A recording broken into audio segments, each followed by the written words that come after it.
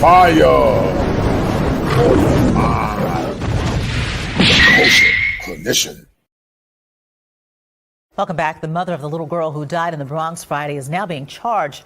According to police, Jaliyah Eason was found unresponsive in her Morrisania apartment. Authorities say the 6-year-old girl suffered bruising and trauma on her wrist and her body. Her mother, Leanna Eason, is now charged with 2 counts of endangering the welfare of a child. The child's official cause of death will be determined by the medical examiner following an autopsy. If you ever want to make a woman feel as though she can rest in her femininity with you, make sure she feels seen, heard, protected, and provided for. If you can do these 4 things, it allows her to rest in you, because when she speaks, you hear her, you see her. Ladies, in this season, I encourage you to sit back in what I call feminine surrender mode. This means you stop trying to control everything and trying to figure it out, and you just relax and surrender, and you might find your answers will come to you. The value of what a woman brings and the value of what a man brings in a relationship, and now there's a lot more rhetoric from our women that we hear is, I'm strong, independent, I don't need no man, right? That's pain speaking, though. Right. Because most black women know they will never get a man. A black woman can have sex whenever she wants. Right. Because she's beautiful. She can have a bed mate, but to have a soul mate, she may never get. I have 2 daughters, 11 and 20, right? My oldest will be 21 this week. Statistically, right? There's a strong chance my daughter could be one of those. I hope she's not. She could be one of those who never get a husband, because only 1 out of 4 gets a husband. You see that? So when a black woman says, I don't need a man, that is a reaction to the reality that I may not get a man. So why not preach? Because I understood, you're obviously against interracial relations when it comes to black men with with white women. With all women. You should only be with the black woman. And you will say, well, if you can't find a good woman in America, go somewhere else. In Absolutely. Africa. So why not teach that same rhetoric to our women? Like, if you feel like got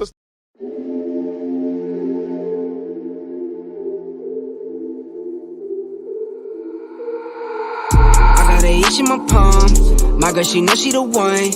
I put the ice on her hand. I put some ice on her arm. See me shining in the light. Know you found me in the dark. Talking how you wanna leave. Girl, you made this far. Taking trips overseas. No, I won't be long. We came up from the weeds. Now it's top floor. All these big yes on her wrist. VVS's on her neck. Make it spin and I don't stress. When I make it stretch. Double back to back then. Down broke, now we rich. Spend it on a let it spin. Down with me to the end. That my best friend. That my best friend. That my best friend. I'ma spend it on her cause she all mine. Spend it on a challenge cause she all mine. There for my first cake, then we hit on a cake. $500,000 on the way, then $1 million on the way. Eating good, full plates, eating good, say grace. Eat her up, get thanks. She got cake birthday. I can't waste no way, I can't waste no play. My girl, whoa, whoa, something like the baddest chick. My girl, whoa, whoa, came from the rags to rich. Hit the road running, I had to tell her I had to get it. She understood, but she spoiled, so when she get mad, she dip.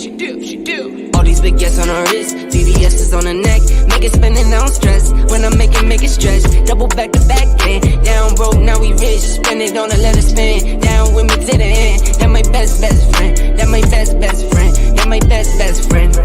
I'ma spend it on her cause she all mine. Spend it on a challenge cause she all mine. All these big yes on her wrist, VVS is on her neck. Make it spin and don't stress. When I make it stretch. Double back to back then. Down broke, now we rich. Spend it on a let it spin. Down with me to the end. That my best friend. That my best friend. That my best friend.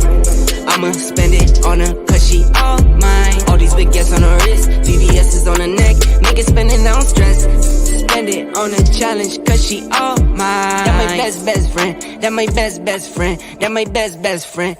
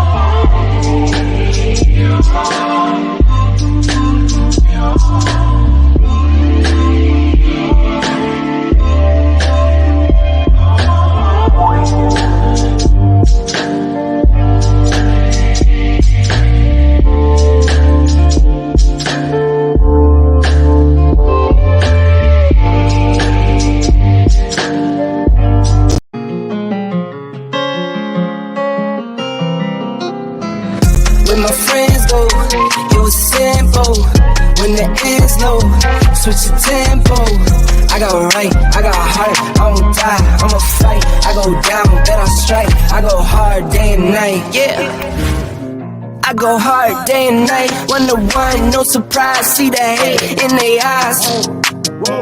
My brothers blood money bleed. I got the game in the squeeze. What would you do for some green? What would you do for some blues? Go pick and choose, a family of cheese. Some people not built like that. Some people get killed like that. Pressure like water, lights, mortgage. I've been at bills like that. Now I got kids like that. No wonder why I feel like that. Some people go to war for nothing. Me, I go to war for something. Before there was the manosphere, I was. Before there was the internet, I was. When the ends low, switch the tempo. I got right, I got heart, I won't die, I'ma fight. I go down, bet I strike. I go hard day and night. Money on the line, keep calling. Money on the books, need all that. My kids, they'll be ballin'. Got a real bankroll, not for Instagram. My mama on the line, keep calling. Praying for me, know I need all that. Told me it's not about ballin'. Real blessed, but I'm still sinning, man. What would you do for a win? What would you do for your friends? What if this life is a foe? What if it all was pretend? What if you wrote to the end? What if you started again? Fire! The kosher condition. Wow. All right, guys, bring it to you live once again from the greatest state in the union, the Tar Heel State. It doesn't get any better than the Tar Heel State, the home of Michael Jordan and the University of North Carolina at Chapel Hill. I am a Carolina aficionado. Guys, we're going to talk about it briefly on today before I get back to working with patients. And the problem with this topic, guys, is that some say that in order for a woman to be successful, she got to be able to rest in her femininity. But before we get into it, guys, hit the like button. And if you've been emasculated, go check out the book by my man, Edward Fields IV. And we're going to get into it, guys. So hit the like button and we're going to get into it. And we're going to talk about the scam of conditional femininity. Have you been distressed or perplexed? Emasculated. A book written by Edward Fields IV. Everything that needs to be known about men in modern time. Listen, men are not complex. They are misunderstood and unappreciated. Learn what men really feel, think, and desire. Also observe their struggle for acceptance, love, and belonging. A must read for every man in this classic book by Edward Fields IV. Emasculated. Go get your copy now.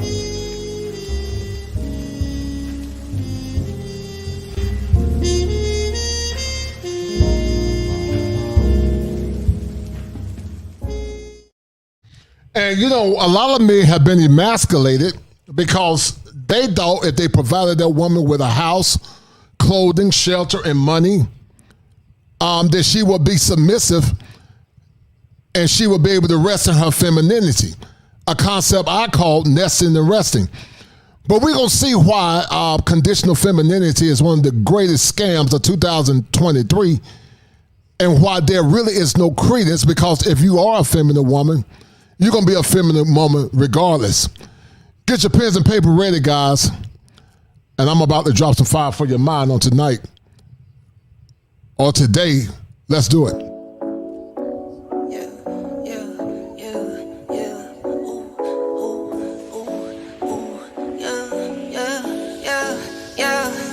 Laugh it to the bank like ha ha ha ha. Go. Laugh it to the bank like ha ha ha ha. I got it in 10s, 20, 50, 100s, 10s, 20, 50, 100s, 10s, 20, 50, 100s, 10s, 20, 50, 100s. Laugh it to the bank like pedal to the floor, need no brake lights. In the dark, watch it make light. I'm a star, got no stage fright. Please don't get me mad, I'm a nice guy. It appears that Umar Johnson and femininity coaches are laughing to the bank as they are sabotaging many modern women with the false assumption that only when men provide can a woman rest in her femininity. What say you? I got any 10s, 20, 50, 100s, 10s, 20, 50, 100s, 10s, 20, 50, 100s, 10s, 20, 50, 100s. I get it up, flip it and continue. I've been going dumb, I've been going mental. Going up, I'm on another level. All black clothes like a medal. Little this and this, little Ricky Rick. It's my grandmama, I'm her Nicky Nick. I just wanna love, but I've been hit or miss. I might up and leave, better take a pic. Laugh it to the bank like ha ha ha ha. Laugh it to the bank like ha ha ha ha. I got any 10s, 20, 50, 100s, 10s, 20, 50, 100s, 10s, 20, 50, 100s, 10s, 20, 50, 100s.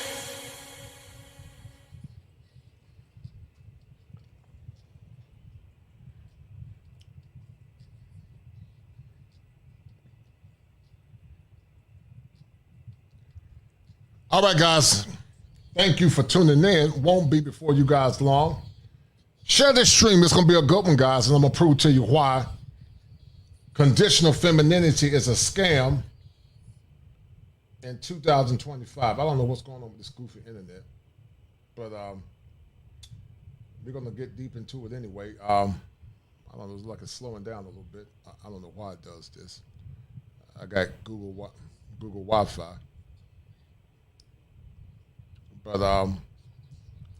But conditional femininity, is conditional femininity, is it a scam? And I would say that it is a scam. It is a scam because if you're truly feminine, you're going to be feminine regardless. Can money and resources assist or help a woman in her femininity? Yes. Of course it can assist or help her in her femininity. But the fallacious assumption that putting a woman in a condition or environment will automatically make her feminine is a fallacy. Making money alone will not make a woman feminine or soft. Being feminine is a choice, and being feminine is a byproduct of how you were raised. It's a combination of your temperament, but also it's a byproduct of socialization and also being a woman of faith.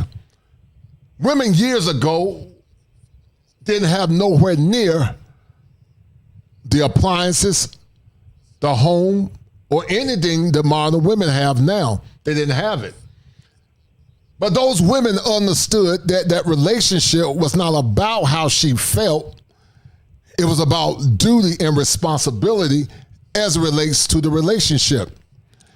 And many times because of duty and responsibility, and she didn't see herself as being the number one important person in the relationship worked. But see, you know, the more things change, the more things remain the same. And many men are very, how can I say it? Many men are very weary of some female content creators, some not all. Shout out to the good sisters. But they are weary because you have men like Dr. Umar Johnson that does not hold some of our women accountable. And Dr. Umar Johnson is complicit in cognitive dissonance. He teaches our women cognitive dissonance. And what you guys don't understand is some of the women that are listening, lying to our women is profitable. It's a lot of profit in lying to our women. And if you really want to know what black men are thinking, ask black men. We're not talking about lazy black men, but we're talking about men that have done the work, men that work hard, they went to school, they made good choices. We're talking about those men. We're not talking about the men that are irrelevant and men that don't put in work. But the problem with Dr. Umar Johnson is this. He creates the chaos that he's talking about. And April Mason does it in part as well. They create the chaos that they're talking about because what it does, it minimizes the behavior of the woman. It minimizes how she sees herself in the dynamic of that relationship. And I'm going to share something with you guys. I see it all the time as a therapist. The lack of accountability many times, it sabotages the woman in the relationship. And some of you men that are listening, you create the chaos because you don't hold her accountable. In modern times, average women think they deserve top-tier men, and it doesn't work that way. I did a show, guys, in the past called Black Love Without Consent. It was called Black Love Without Consent. And I call it Black Love Without Consent because we have not adequately and successfully, as hardworking, progressive, and assertive black men, what they want in the relationship. See, I remember being in Gen X that you had to at least offer that man something if he had his act together, or an average guy, in order to get a relationship. But the problem with so many modern women now is that they think just because, you know, they can have 4 and 5 kids or 10 kids by different men. They can be severely overweight. And I'm not against a woman that's overweight and she's humble and she's respectful. I'm not talking about overweight sisters that are respectful, cerebral women. But I'm talking about entitled women that are overweight. They got kids by multiple men. And they think just because of cognitive dissonance and no accountability, that they think that they deserve top-tier men. And that's not consistent with reality. Because you tell me anywhere in a market, an economic market, where a person can have subpar skills and get top-tier jobs. You tell me any university where you can go to Yale, Harvard, my alma mater, UNC Chapel Hill, Duke, or any other school of prestige, and think you can get into that school just because. It doesn't work. But for some reason, we expect hardworking, blue-collar, white-collar men that have done the requisite work to settle for mediocrity. And I see it all the time, guys, when I challenge bad behavior in therapy sessions with some of my couples. A lot of time the women tend to minimize the needs of the man.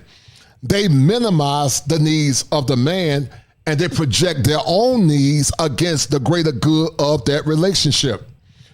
There was a time where, you know, women were expected to forsake all others.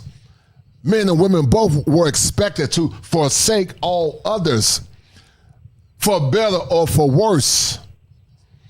And prior to the sexual revolution, women were getting married. Black women were getting married at a higher rate. But see, the sexual revolution lied to a lot of our black women, a lot of our sisters. The indoctrination told them they could sleep with multiple men, and that's their right. And then on the back end, after they had their fun, then they can get a good man. But see, masculine men that got their stuff together is not going to tolerate that.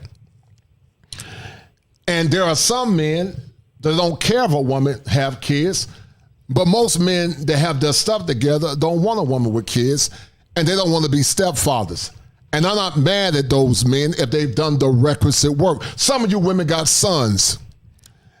And some of you women would not want your sons to be part of this modern day malaise.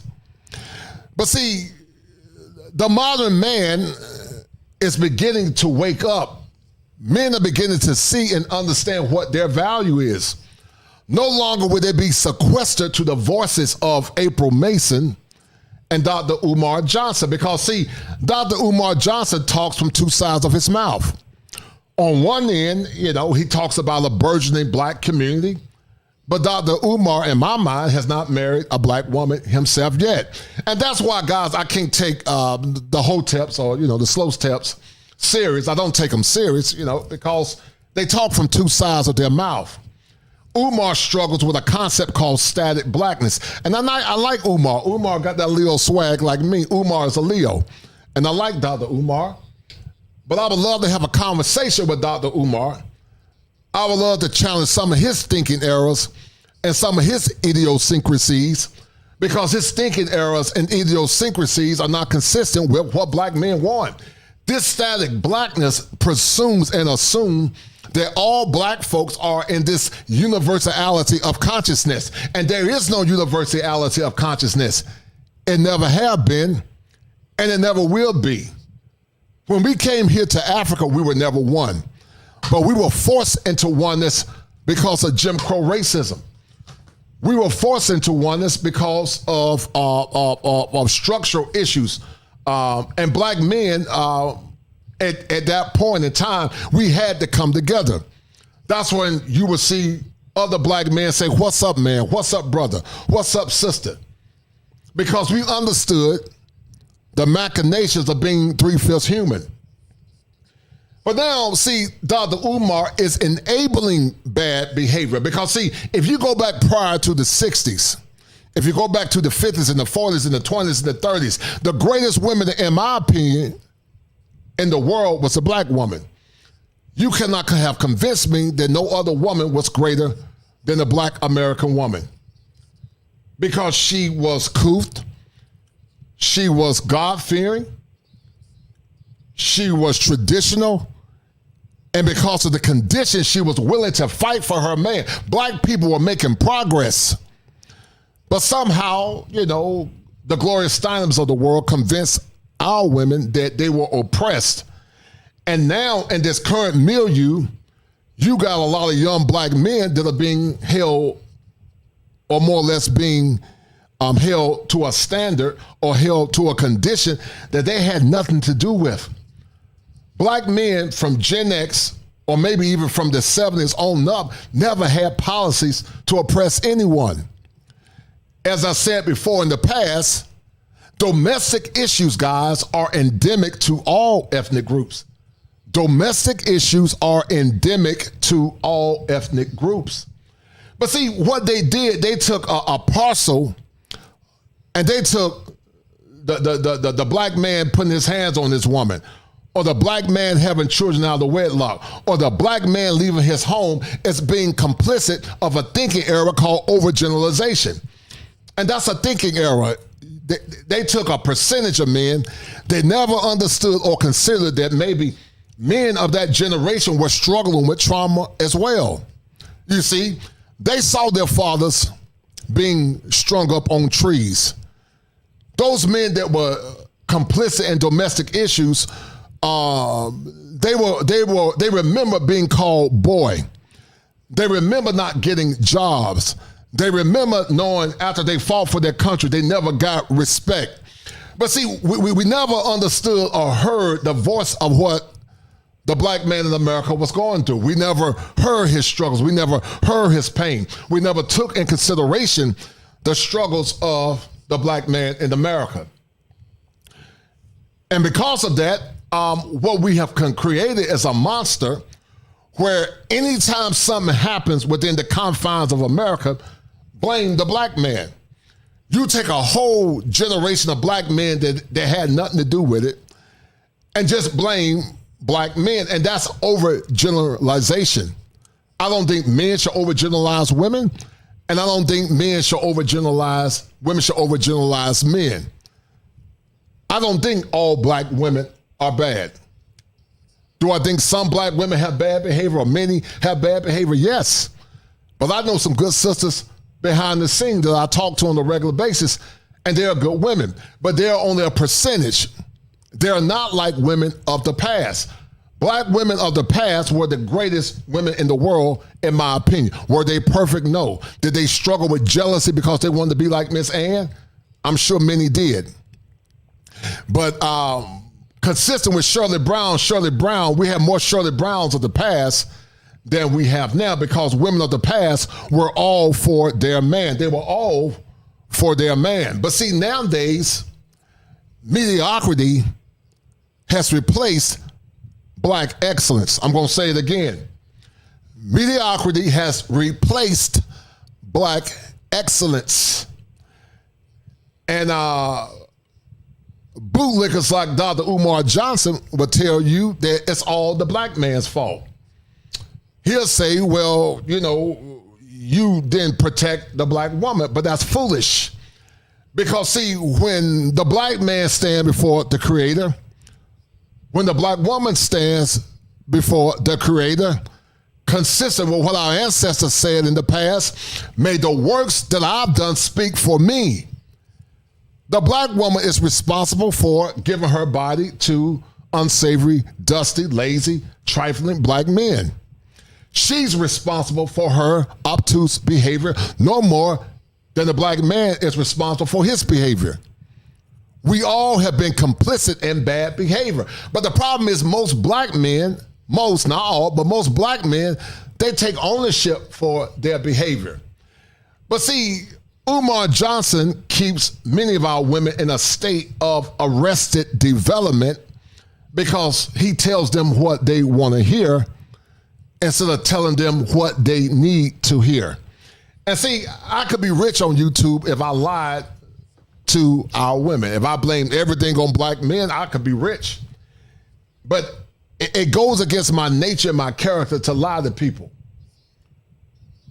Because see, I got to go to bed at night.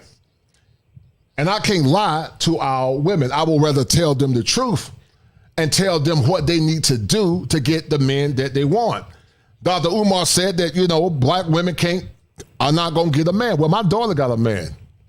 Because my daughter did not lead with superficial stuff.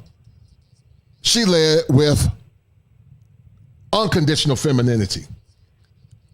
She loved her man when things were tough and rough. She didn't say he got to create a domicile for me in order for me to be feminine. She just became, and because she became, she was able to help push her husband to greatness. But see, the modern woman don't want struggle love. They don't want struggle love, but yet they want you to take a struggle woman. They want you to take a woman that's been broken by Raekwon and Man. They want you to take a woman that got kids by multiple men. They want you to take a woman that don't add any value to your life, but box that she gave to other men for free. And that's cognitive dissonance because, see, you cannot change what you don't acknowledge.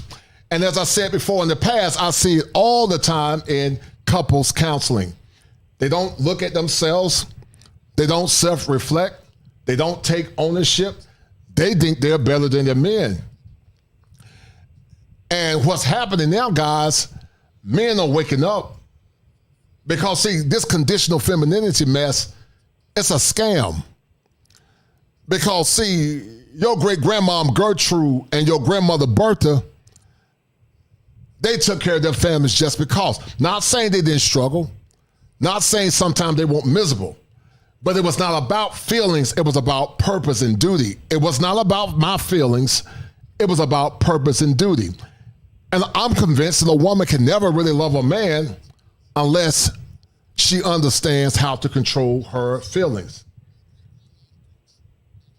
A man can never become the best version of himself until he learns how to control his ego.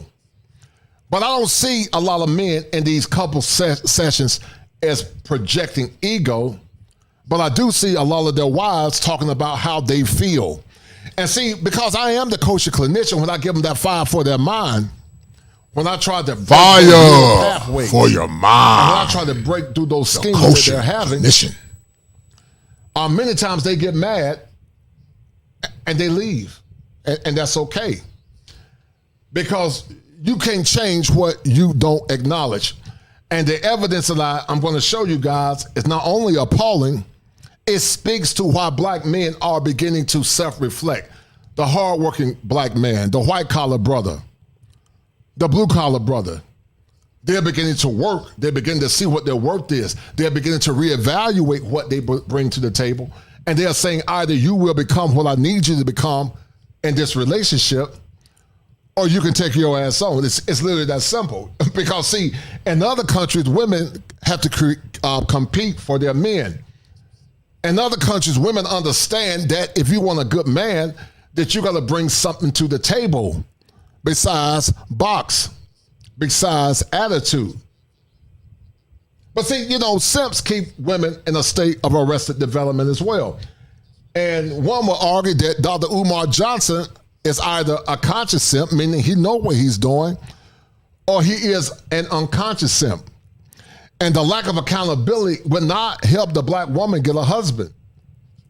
Only taking self-inventory and seeing what I'm doing wrong in the relationship will become the precedent or the elixir that can reduce those schemas or those barriers that she has erected due to ignorance. Now, guys, get the likes up. We're going down the rabbit hole in a minute because I can't be with you guys long. I got to see patience in a few minutes. But I wanted to take the time, guys, to talk about this spurious phenomenon called conditional femininity and resting in femininity. And resting in femininity is no different than what I call nesting and resting. And nesting and resting is no more than a hustle game. She'll say, well, I can't nest and rest unless he pay all the bills. I can't nest and rest unless he helps me out. And now, if you're a true ride or die, you're going to hold your man down regardless. I'll share a story with you guys real quick. And shout out to my man Top Gun for the 5. Thank you, Top Gun. Guys, share the stream. Shout out to my man Top Gun. Top Gun said, who hurt you? No doubt. Lucky person. I appreciate Top Gun. Top Gun's the number one sponsor of the stream. Talking to kid. I appreciate it. But no accountability, guys. No accountability. And we see it all the time. Shut up, Kosher. No. Shut up. Shut up, Kosher. Take it back. Take it back. Shut up, Kosher. Yeah. Who hurt you?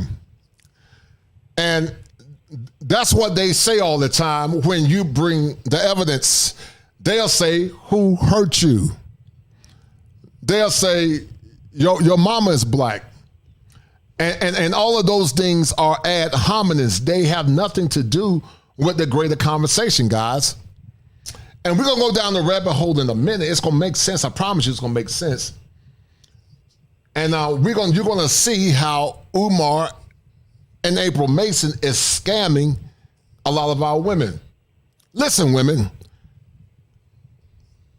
Be weary of a man that always tell you what you want to hear.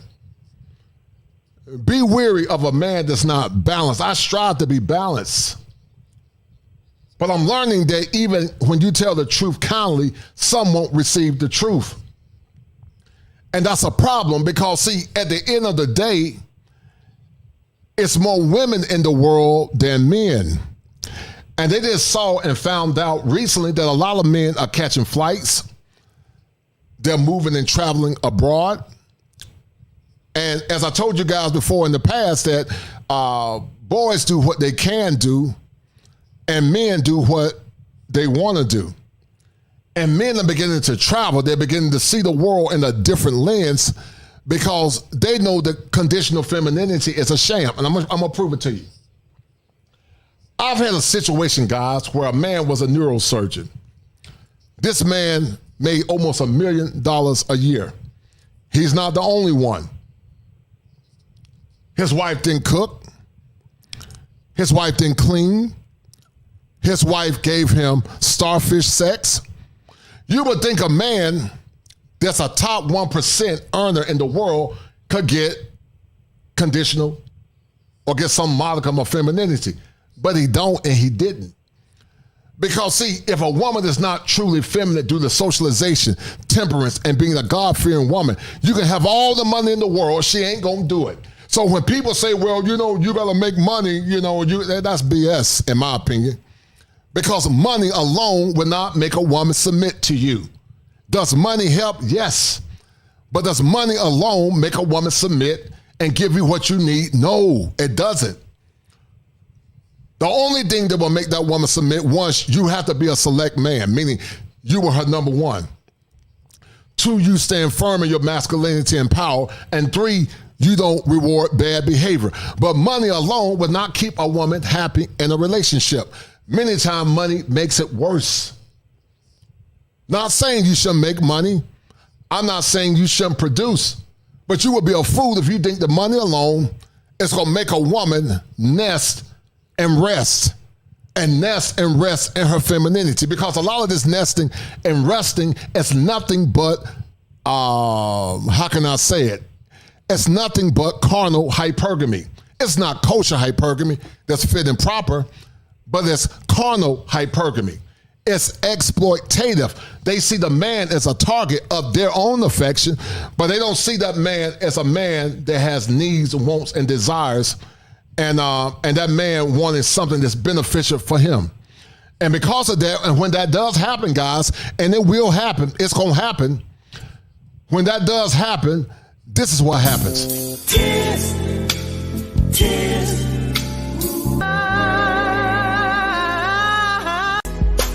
Make it last. And a lot of men are having tears.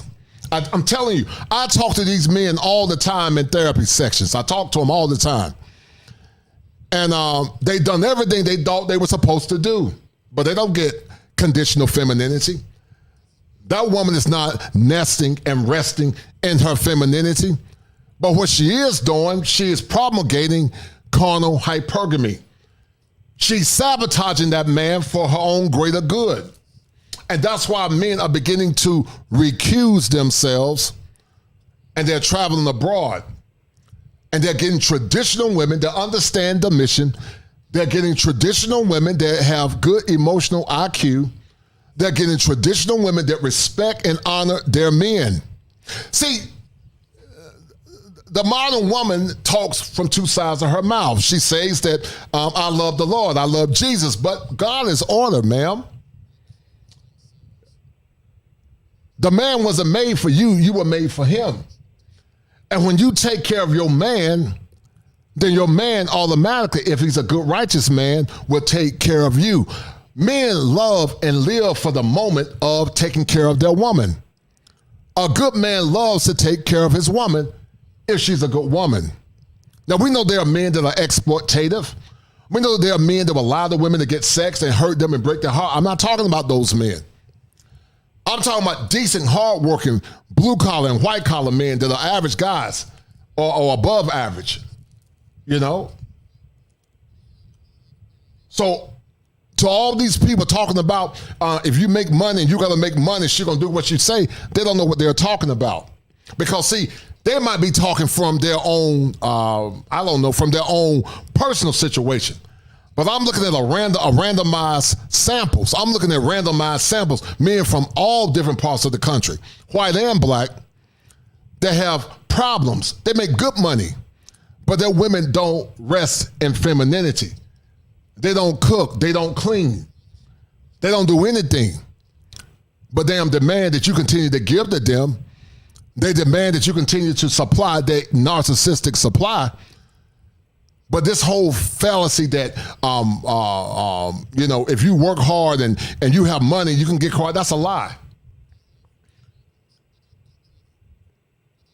Money can help a woman with her femininity, but money alone is not going to always 100% unequivocal make a woman submit to nothing. So to you fools that believe that, keep being a fool. Because what happens when your money runs dry? Will she still submit to you? Will she still remember the times where you were or when you had nothing?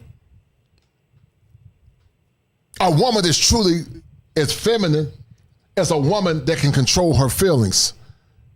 She understands that it's not about me, it's about us. She can see the virtue and the good in a man, and she can take a small seed and she can multiply it to greatness. She doesn't put herself above the greater good of that man and that family.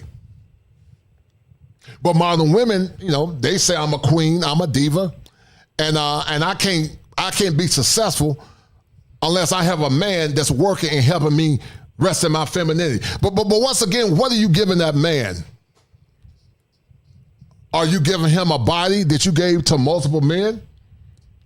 Are you giving him 5, 6, and 7 kids by other men? Are you giving him anything that men of the past got as a standard? If you go back in the 40s and the 50s, and sometimes even in the 60s and the 70s, during the sexual revolution or post-sexual revolution, it was normal for a man to get a virgin. It was just normal. Or get a woman with low bodies. It was normal for a man to get a woman that didn't have kids. It was just normal. It wasn't nothing perfect. But see, the standards have been dropped and the standards have been lowered. And now, average to sub-average women that are entitled think they deserve top-tier men with money and status. And it doesn't work that way. Because see, black love without consent is not conducive with having a relationship. She forgot to ask the black man what he wanted instead of telling him what he wants. And when some of you hear these conversations, you get schema afflictions because you're not used to hearing men speak with clarity and conviction. You're not used to it because the world has told you that you're sugar, honey, iced tea. The world has told you that you're great just because. But relationships are not parasitic. Relationships are symbiotic. When relationships are symbiotic, the woman benefits and the man benefits. But when a relationship is parasitic, the person drains from the other person without pouring some back into the next person. And the question is, how can a man pour, or how can an empty cup pour into someone else? And that's why I see and understand why men don't value the church. They don't value many therapists because they are not balanced and fair.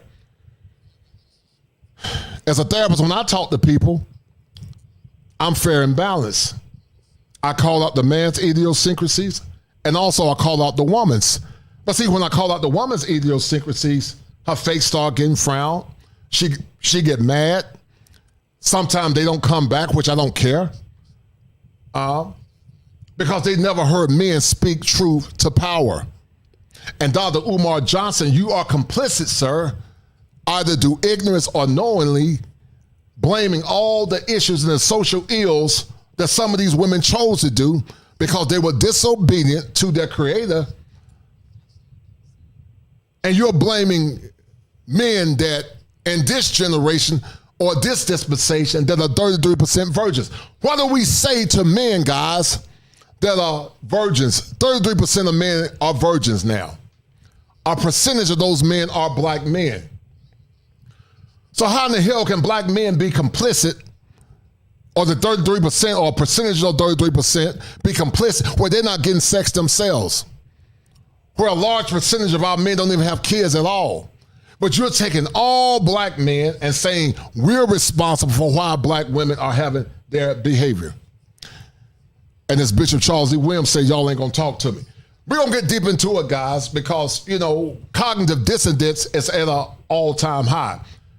Cognitive dissonance is at an all-time high now. And some don't want to hear, many will not hear, because they'll really hear a lie than to hear the truth.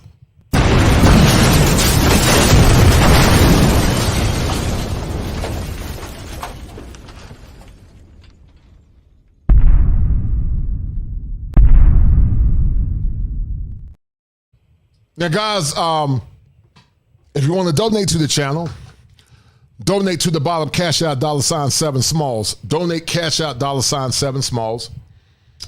And we're going to have a good conversation, guys. Donate the cash out $7 Smalls. And we're going to have a conversation. If you got a question for me, send me a super chat or cash app. I'll read your question out. But you guys are seeing where I'm saying. Money alone would not make a woman submit to you 100% unequivocal. It's not going to work.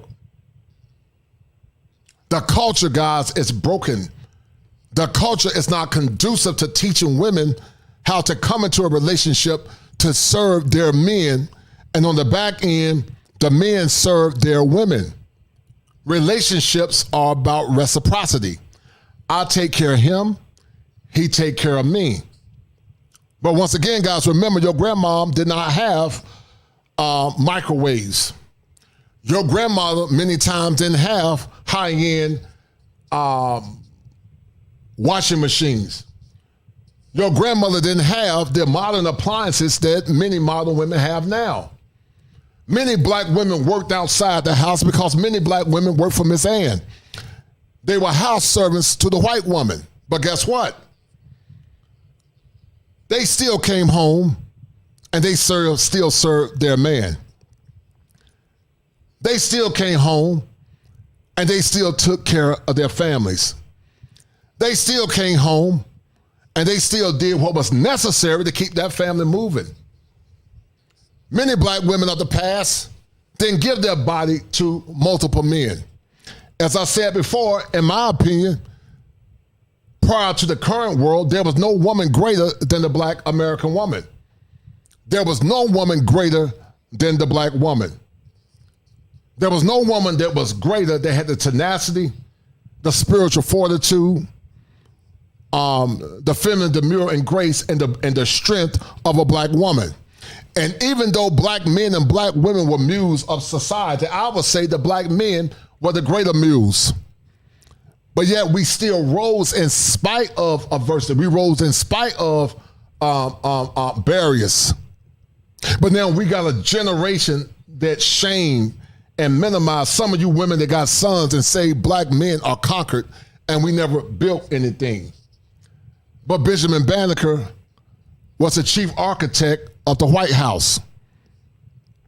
Crispus Attucks was a black soldier that participated in the Revolutionary War. We had Buffalo soldiers.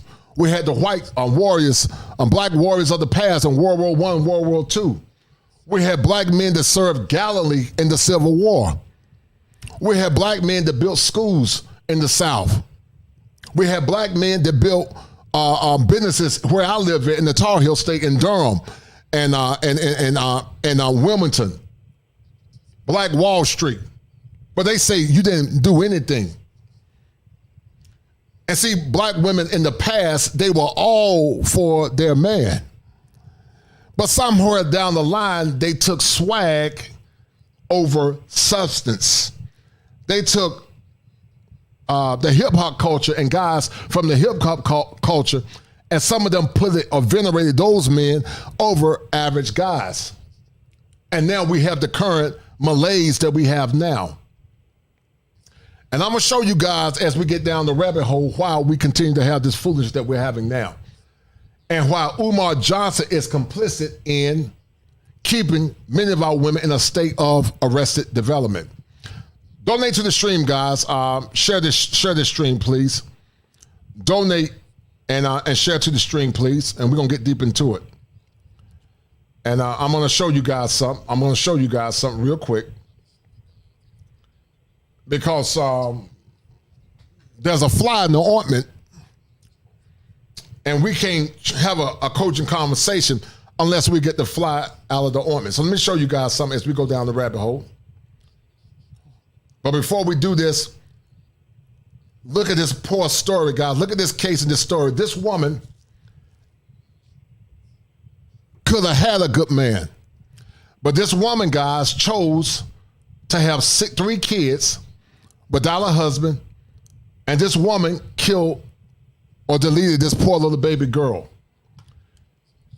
In the Bronx, New York, the mother of a 6-year-old girl who died in the Bronx has been arrested and charged with endangering the welfare of a child. Did you people know that back in the 70s, only about 26% of women had children out of wedlock? And it was seen as an epidemic back then. But now in this current world, almost 70% or more, close to 80% of women have children out of wedlock because we push 304 culture over family, faith, and truth. And now it's normal to have baby mamas.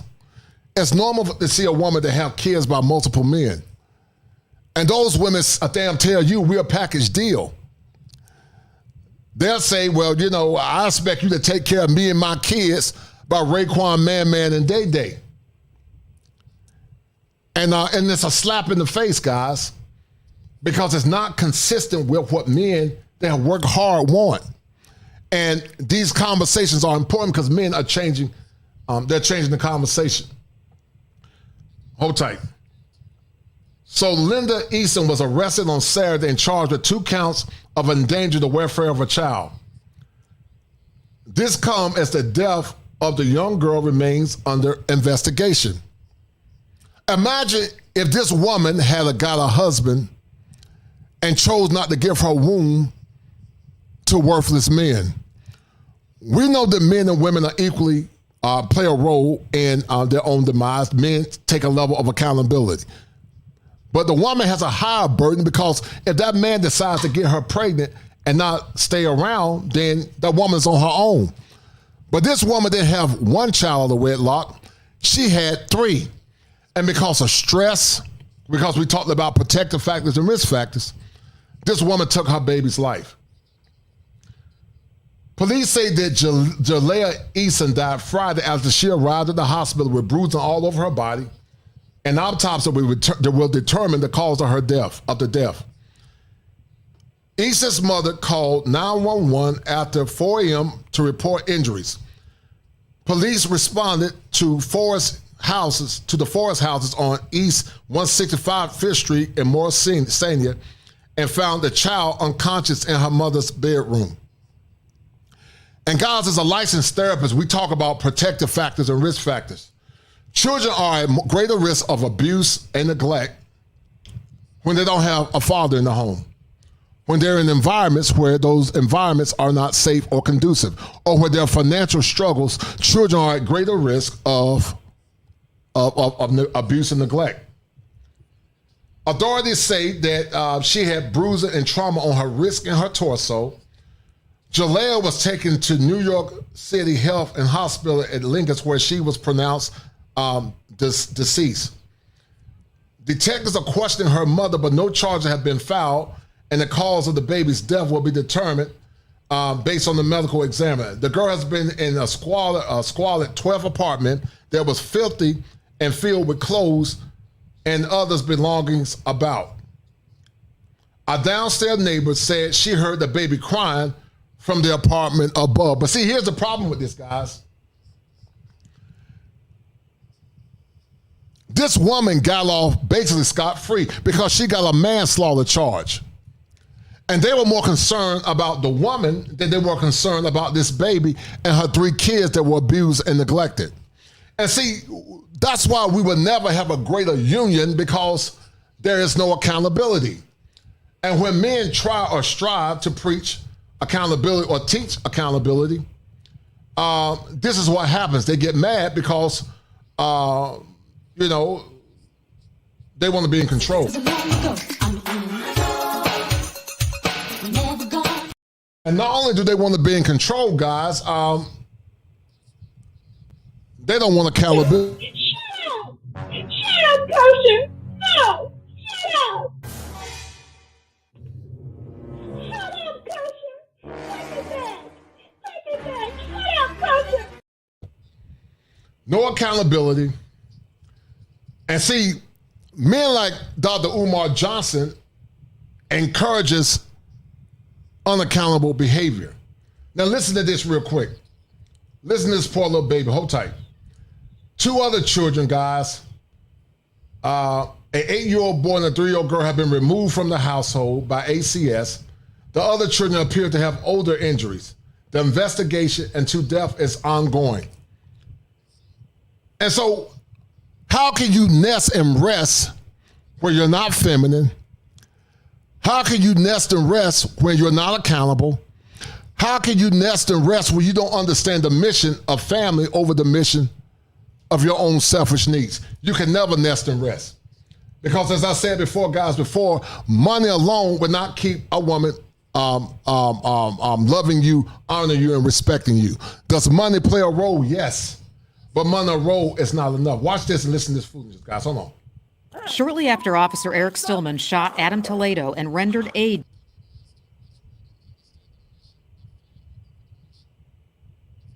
Look at this poor baby. Hold tight. Was found unresponsive. According to police, Jaliyah Eason was found unresponsive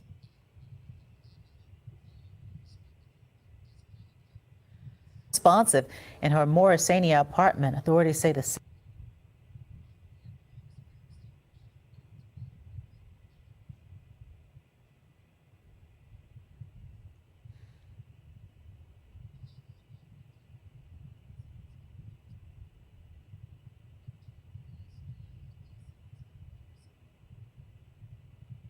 six-year-old girl suffered bruising and trauma on her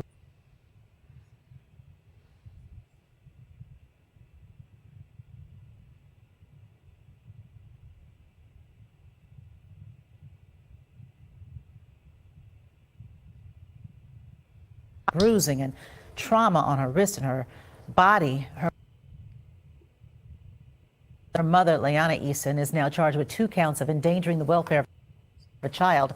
The child's official cause of death will be determined by the medical examiner following an autopsy. So this baby is gone, guys. This baby is gone because this woman chose to put her feelings above the greater good of the baby. She chose to put her feelings, guys, above the greater good of the baby. Shout out to my man, hold on a minute. Shout out to my man, Architecture 7, man. I didn't even see this, brother. Thank you, man. Showing love, man. But I love it, man. Thank you, brother. Thank you, Architecture 7, for the $100 spot. I appreciate it. He said, cash out, unavailable at the moment, but keep teaching these principles. Yes, sir, man. I appreciate you, brother, showing love and support. That's what it's all about. Good men coming through, good men showing love, good men supporting black male content. And Architecture 7, man, I appreciate your love and kindness for that 100 spot. And that's a deal, right? Thank you, sir. That's a bet, right? That's a deal, right? That's a deal, right? That's a bet, right? That's a deal, right? That's a deal, right? Got 5 on it.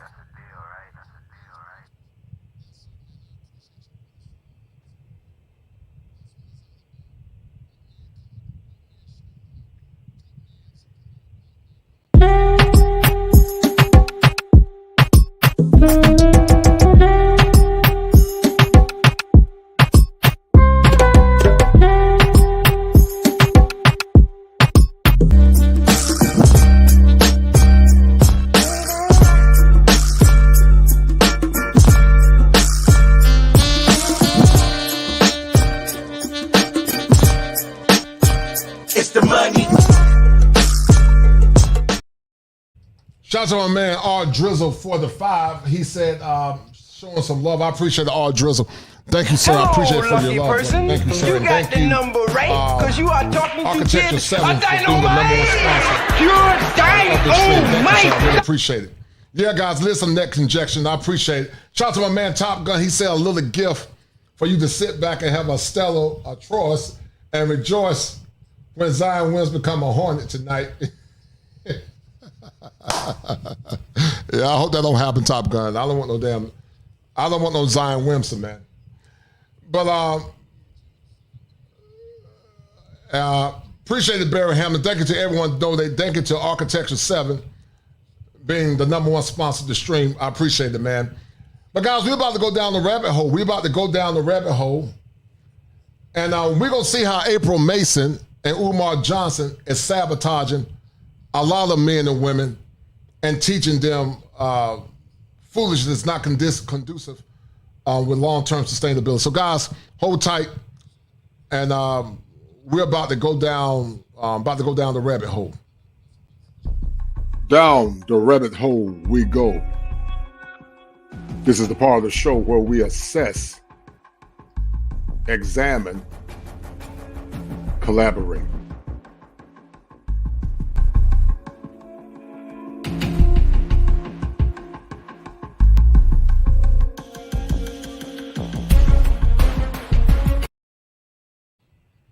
All right, guys, I'm going to show you something. And we're going to see how April Mason, even though her intentions might be well, in my opinion, is not telling the whole story about femininity. So let's look at April Mason. As you guys know, April got out of the femininity business because she said that black women wouldn't listen. A lot of women are getting out because they feel that our women don't listen.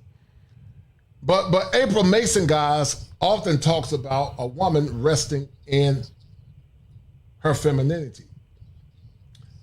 And does money and status help a woman in her femininity? As I said earlier, yes. But money alone is not going to make you a feminine woman. We've seen it happen too many times, guys. There are plenty of men that are millionaires and their women still don't respect them or honor them. Santa baby, just slip a sable under. But this is Miss April Mason. Let's look at something she said, guys, in the past about resting in your femininity. She always talks about that. And I don't believe that because there are plenty of men that got money and status and it's never enough. So let me see if I can find that clip, guys. Let's see if I can find this clip. And shout out to April Mason. She looked good for her age. April looks good for her age. But she said, please do not address me as a strong and independent black woman. It's not a compliment. And April often talked about the struggles against conformity from black women. But I don't agree with April 100% when she says that a woman can't be feminine unless she can rest in it. I don't believe that. I believe it helps, but it doesn't.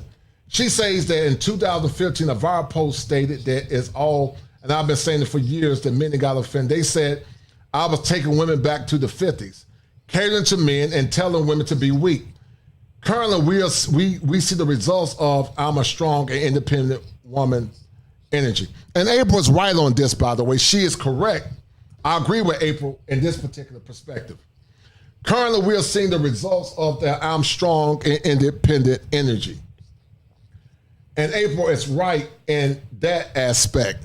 See, guys, tradition has nothing to do with time. It just is. Women in other countries understand the importance of tradition and catering to their men. But see, you notice that these women that say that they were oppressed, they don't care about women, the men catering to the woman, but they count it robbery if the woman caters to the man. And that's solipsism at its highest. April says that being strong and independent by society definition is not a badge of honor, especially as a black woman. And I agree with April here. We stand and hold it down for everyone else, but because we don't get the same or larger scale in return. Why? Because we are viewed as strong and can handle that. And so many of our women thought that being strong and independent made them great. And many went through the vicarious trauma of their mothers and their grandmothers. And they told them to get degrees, and there's nothing wrong with degrees. But having a degree without having a purpose, having a degree without having your man loving you and guiding you will leave you alone and broken and used up by multiple men. This mindset causes us not to be protected and honored, just like what happened to this young baby girl. Like we should. We have to meet a particular criteria before protection is provided. Protecting us is no longer a basic instinct because women have been beaten to the minds of men that she's strong. Women have played a role in the lack of men coming to the rescue, to continue to identify themselves this way. Folks don't just instinctively come to the rescue for people who identify as strong and independent. Yes. And what women don't understand is this. Men have to feel like they are needed. While your degrees do matter, your degrees don't supersede your purpose and your femininity as a woman. While your degrees can matter, men are not marrying you for your degrees. Your degrees are just a complement to the relationship, but it's not the essence of that said relationship. Be it with words or energy, think about it when a bag boy comes at the grocery store to ask to give you store to take the groceries to the car. 9 times out of 10, women will answer, I got it. They'll say, I got it. But see, what they don't understand is that many women are burning out. They're burning out because now they're getting tired of being strong and independent. But the problem with it, guys, with women being strong and independent is this. Even though men are getting tired of being strong and independent, what's happening now, guys, is that many men are beginning to check out. And what black men are saying is that I cannot protect what I don't control. I'm going to say it again. Masculine men are not going to protect what they don't control.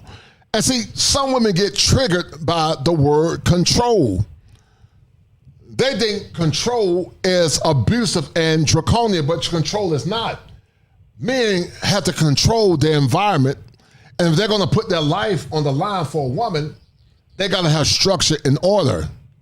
Men are at their best when they can control their environment. I'm not talking about abusive men. I'm not talking about men that have abusive control, where the woman don't have a voice. He tells her to shut up and say, I'm the man, and beats his chest. I'm not talking about men like that. But I am talking about men that have a sense of purpose and direction. Men that have done the work to provide for their children and their woman. Men that are willing to put their life on the line for their woman and their children. Because a masculine man is not going to give his resources, his provision, and his protection in a relationship where the woman says, I'm going to do what I want to do. Man, you would be a fool to give that to a woman in these modern times. But see, in other cultures, men don't have to worry about that, guys. And Dr. Umar Johnson is sabotaging a lot of women and keeping them in a state of arrested development because Dr. Umar assuages cognitive dissonance and he assuages ego syntonia. When you ask a black man what he wants in a woman, one of the things he would say, I want a strong black woman like my mama. And that's what happens in a society where most boys are being raised by their mothers. But what he's not understanding, because he identifies a woman as strong, he's going to subconsciously put more on her back than he should. I agree with that in part. This is not intentional, but what you do is when you identify, but that's what you do when you identify as something strong. And see, guys, in the clinical world, it's called introjection. Introjection turns to internalization. Internalization turns to identification. And identification turns to projection, where masculine men challenge the thought process of men that were raised primarily by their mothers. A man should never over-identify with his mother. A man should over-identify with his creator, God, his purpose, and then his woman. Because when a man over-identifies with God, he will never sabotage himself by putting his woman at the top and making his woman an idol. But when a man put his purpose and God and his purpose first, automatically his woman is going to be taken care of. Because a masculine, righteous man is going to take care of his woman. Actually, a masculine, righteous man loves to take care of his woman. But guess what? It's going to come with a cost. It's not for free. And that's what a lot of modern women don't understand. They want taxation without representation. We're out here with our backs hurting, knees bad, arms weak, and health issues, all because of the so-called pride associated with being strong and independent. Our strength is in our femininity. And I agree with April 100% here. I've told women this several times, but some get it, sadly, and some don't get it, because many guys, sadly, still want to be in control.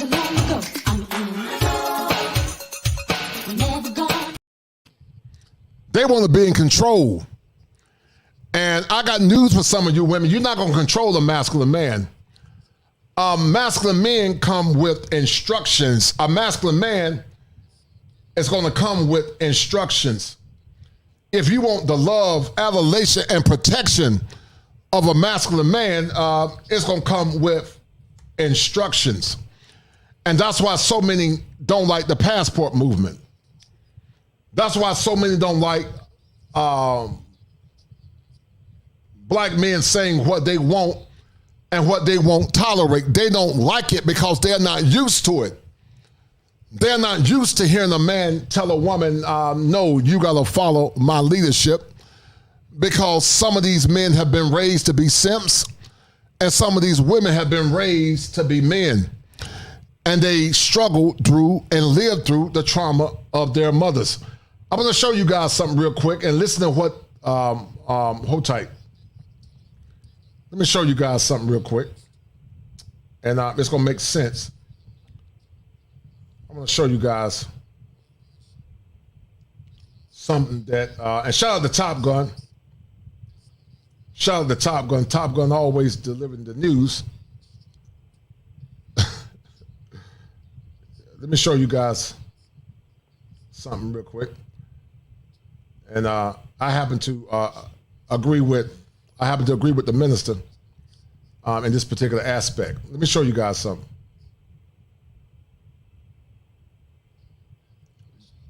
Because you'll never change what you can't acknowledge. What you cannot control. Wait now. Sisters, when I use the word control, that makes you upset sometimes because you don't want nobody to control you. But no man can protect what he cannot control. Now, you don't have to be a control freak because she has a right to rebel against ignorance that masquerades itself in the form of a controller. I gotta set a balance here. Otherwise, after this lecture's over, some nut is gonna go home and say, see, I got to control what's going on up in here. But I say this, a woman will submit to you that allows them to see it, and they submit to it, then the wisdom is the controlling influence. And guys, that's how things were in the past. Shout out to my man, Biohammer TV. He said women overseas may face more challenge than Western women and yet maintain their femininity. It's this boss chick culture that's being pushed heavily.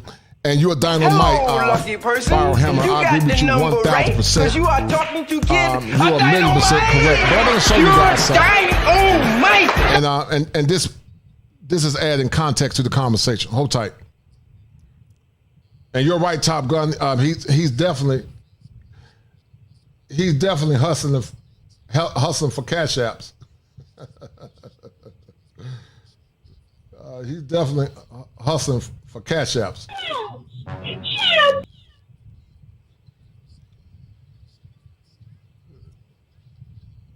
Definitely hustling. Definitely hustling for cash apps. And Dr. Umar has deceived a lot of people, sadly. Even if it's intentional. A little girl who died in the Bronx Friday is now being charged. According to police, Jaliyah Eason was found unresponsive in her Morrisania apartment. Authorities say the 6-year-old girl suffered bruising and trauma on her wrist and her body. Her mother, Leanna Eason, is now charged with 2 counts of endangering the welfare of a child. The child's official cause of death will be determined by the medical examiner following an autopsy. If you ever want to make a woman feel as though she can rest in her femininity with you, make sure she feels seen, heard, protected, and provided for. If you can do these 4 things, it allows her to rest in you, because when she speaks, you hear her, you see her. And guys, as we know, once again, that's a lie. I mean, it's partially true. I'm not gonna say it's a whole lie. April is partially right. But to sell this as being unequivocal truth is a problem. You can provide a woman with all of that, but the nature of a woman many is selfish. It's about her and her feelings. If a woman cannot control her feelings for the greater good of that relationship, she'll never submit to your authority, and she'll never submit to your masculinity. April is partially right, but she's not comprehensively right. She's not. Ladies, in this season, I encourage you to sit back in what I call feminine surrender mode. This means you stop trying to control everything and trying to figure it out, and you just relax and surrender, and you might find your answers will come to you. The value of what a woman brings and the value of what a man brings in a relationship, and now there's a lot more rhetoric from our women that we hear is, I'm strong, independent, I don't need no man, right? So, that's pain speaking, though. Right. Because most black women know they will never get a man. A black woman can have sex whenever she wants. Right. Because she's beautiful. She can have a bed mate. But that's foolishness, because she can get a man. Women normally in America have the right to first refusal. They're actually refusing decent men because hypergamy and hoflation have taught women that they're better than the average man. Average women in the past got with average men. But now average women, because of carnal hypergamy, want the top tier men. And Dr. Umar, you're being highly disingenuous in your proposition. You're being highly disingenuous.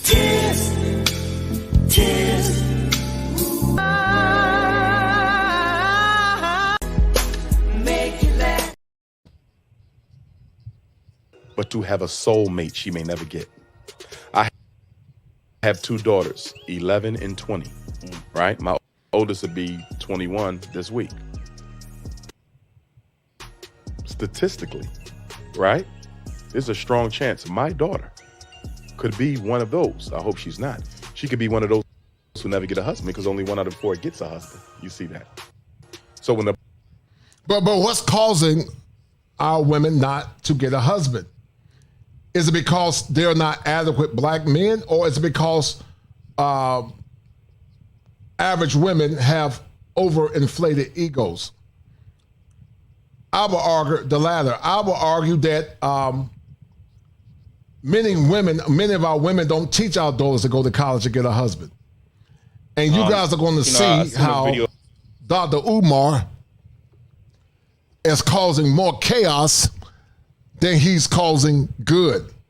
You guys are going to see for yourself, fair use, how Dr. Umar is causing chaos, more chaos, than he is causing good.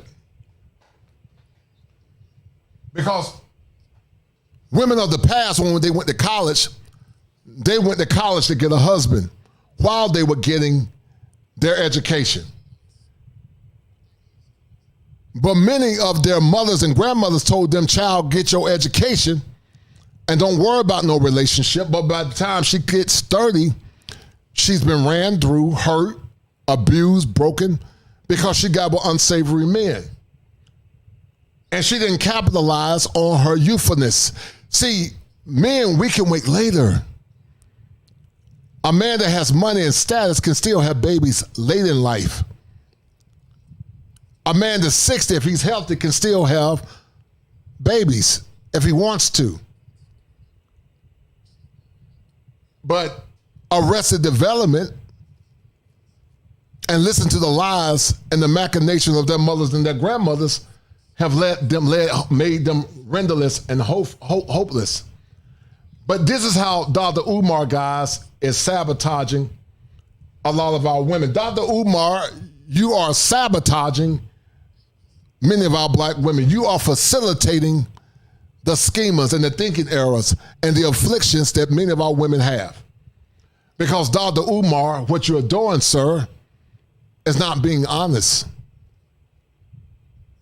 Your Pan-African rhetoric is not the consensus, and you guys are going to see it more or less. Hold tight.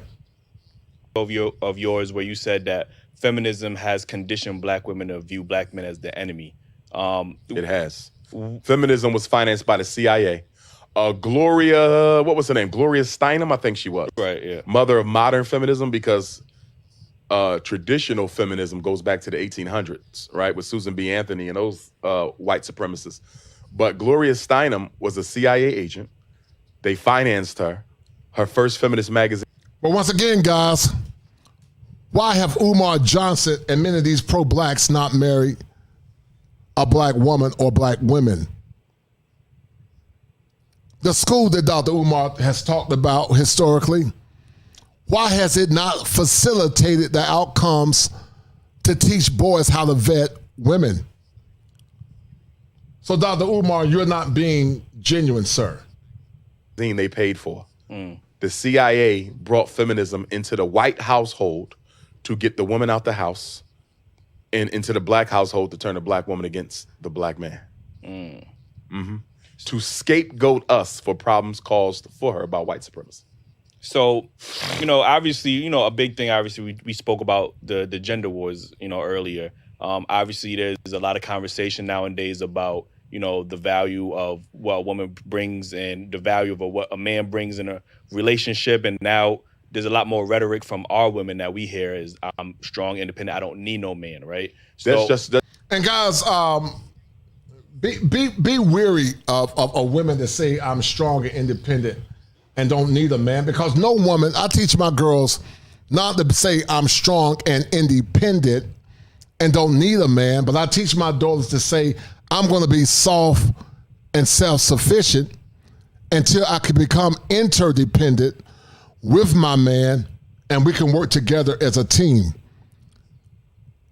This nebulous thinking about I don't need a man is foolish, because you might not need a man for a relationship, but you do need mankind. I'm going to say it again. You might not need a man for a relationship, but you do need mankind. And you need mankind because men are the architects of the platform that you live in and under. Men created the world that you benefit from. They created the world for me to benefit, and I say shout out and salute to all the blue-collar men. I need mankind and the blue-collar brothers because they facilitated the world that I have and you have. But see, when you diminish or undervalue your men, and just because you don't need a man for a sexual relationship, you still need mankind for the house that you live in. You still need mankind for the dildo that you use. You still need mankind for the internet connection that you have. You still need mankind for the railroad system and the light system that you benefit from. You still need mankind for all the things that men and women benefit from, because men are the architects of the world that you benefit from. But you would think that Umar would say to our women, change your attitudes, because men in other countries are not going to tolerate it. Stop being promiscuous. Learn soft skills and learn etiquette and learn to compliment your man. But see, when you are strong and independent, instead of being soft and interdependent, you cause the chaos and you transmit that to the women that are looking for good men. Because masculine men are waking up. Masculine men are beginning to recuse themselves of a lot of the things that men deem to be important. Shout out to my man MC Recovery and Wellness for the 2. He said that Dr. Umar be pelling for school donations. Hello, lucky person. He ain't got you the school got the yet. number right, because you are talking to kid. A dynamite! I'm sadly. That's pain speaking, though. Right. Because most black women know they will never get a man. A black woman can have sex whenever she wants. Right. Because she's beautiful. She can have a bed mate, but to have a soul mate, she may never get. But that's not always pain. Dr. Umar is wrong. It's not always pain. Can it be pain? Yes. But is it always pain? No, it's not always pain. It's rebellion. And it's rebellion from a cause that black men never transmitted to black women in the first place. The typical or average black man never oppressed our women. We never oppressed our women because we never had the power to oppress. We didn't create policies to oppress. But the lack of self-reflection and the lack of taking the need to see how she has played a role in her own demise has led her to the current situation. How is it that black women years ago, or black people in general, got married at a higher rate than any other ethnic group? Well, it's simple. After the 60s, the sexual revolution, radical feminist policies, our women became indoctrinated. And they thought they were better than their own men. To the point now that subpar women think that they deserve good men, and that's the lack of self-awareness. It's egocentria, and it's also a high form of cognitive dissonance, guys. Cognitive dissonance, to say the least.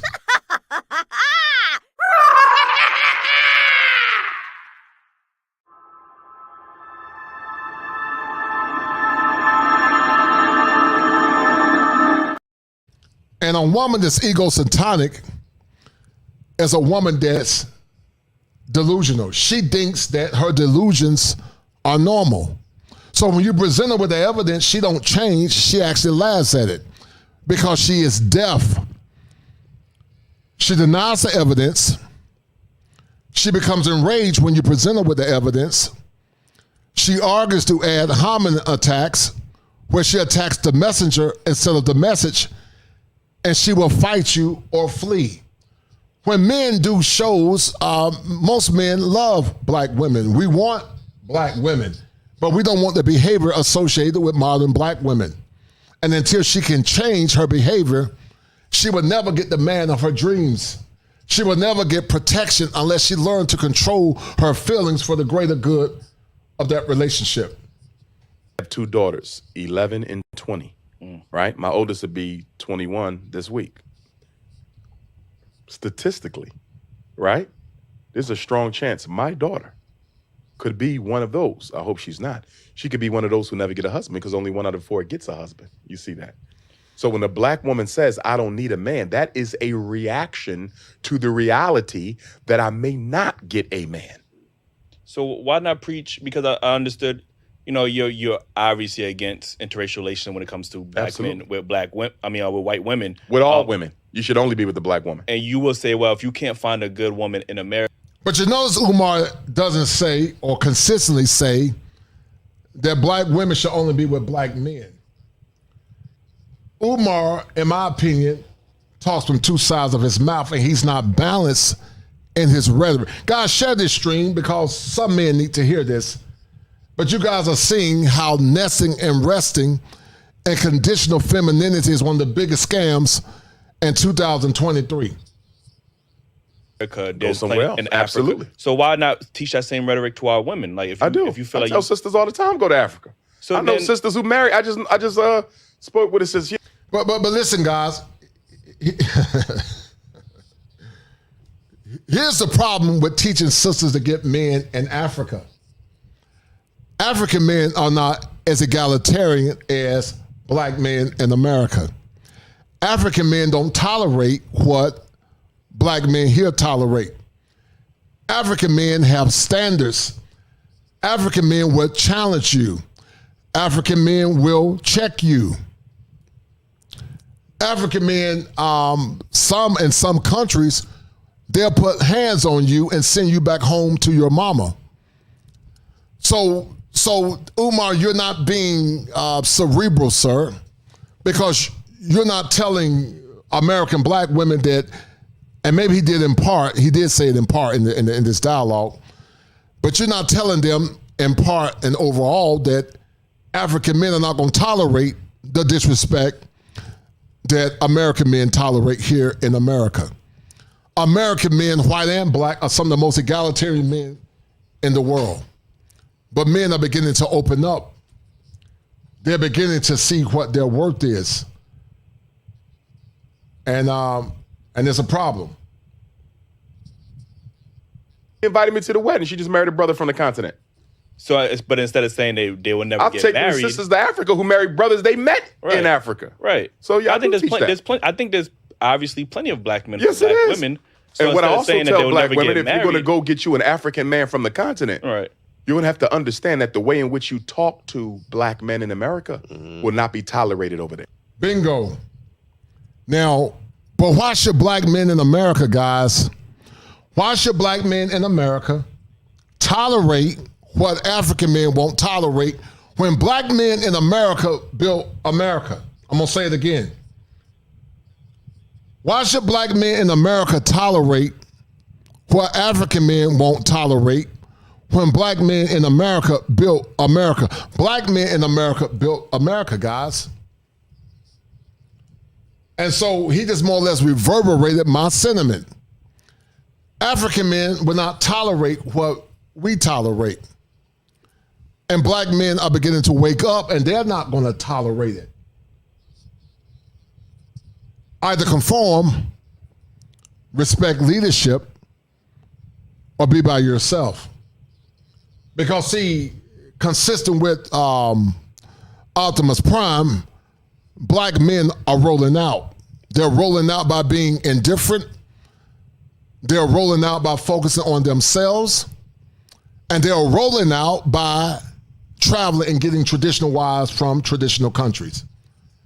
And so these conversations are good for the remnant of women that want a husband.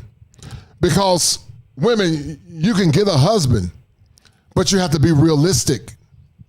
You cannot be a slave of your hypergamous nature. Your hypergamy needs to be kosher. It needs to be fair and balanced. You need to aspire for a man that's consistent with what you bring to the table. But see, when you outprice yourself based on entitlement, what happens, it causes you to be by yourself. And that's the problem. Why the fuck is it tolerated? It's not tolerated here. That's what we're trying to tell them. Well, over here, I want to say this to us, though. Because we try to act like the way sisters treat us doesn't have a history that we are not at least partly responsible for. Let's be honest. The black woman has had to hold... Dr. Umar, you are a liar.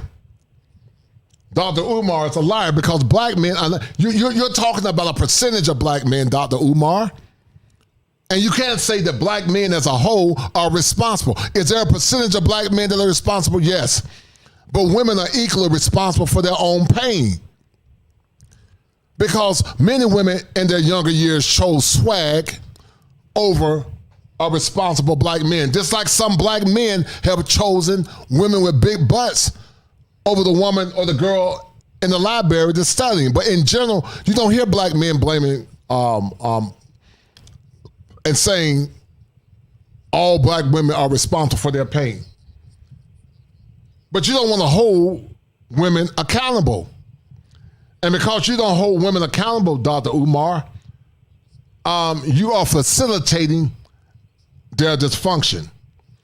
Because accountability is the key to having a social awakening. Shut up! Shut up, Kosher! No! Shut up! Shut up, Kosher! Take it back! Take it back! Shut up, Kosher! Down the black house by herself, although imperfectly.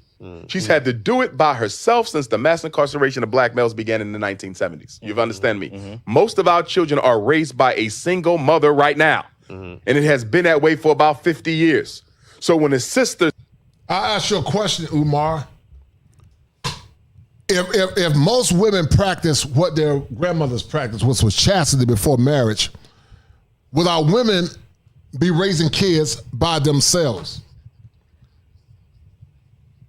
When you think about the draconian laws that were impacted and onto black men, that in itself played a role in the demise of the black community. Black men were targeted.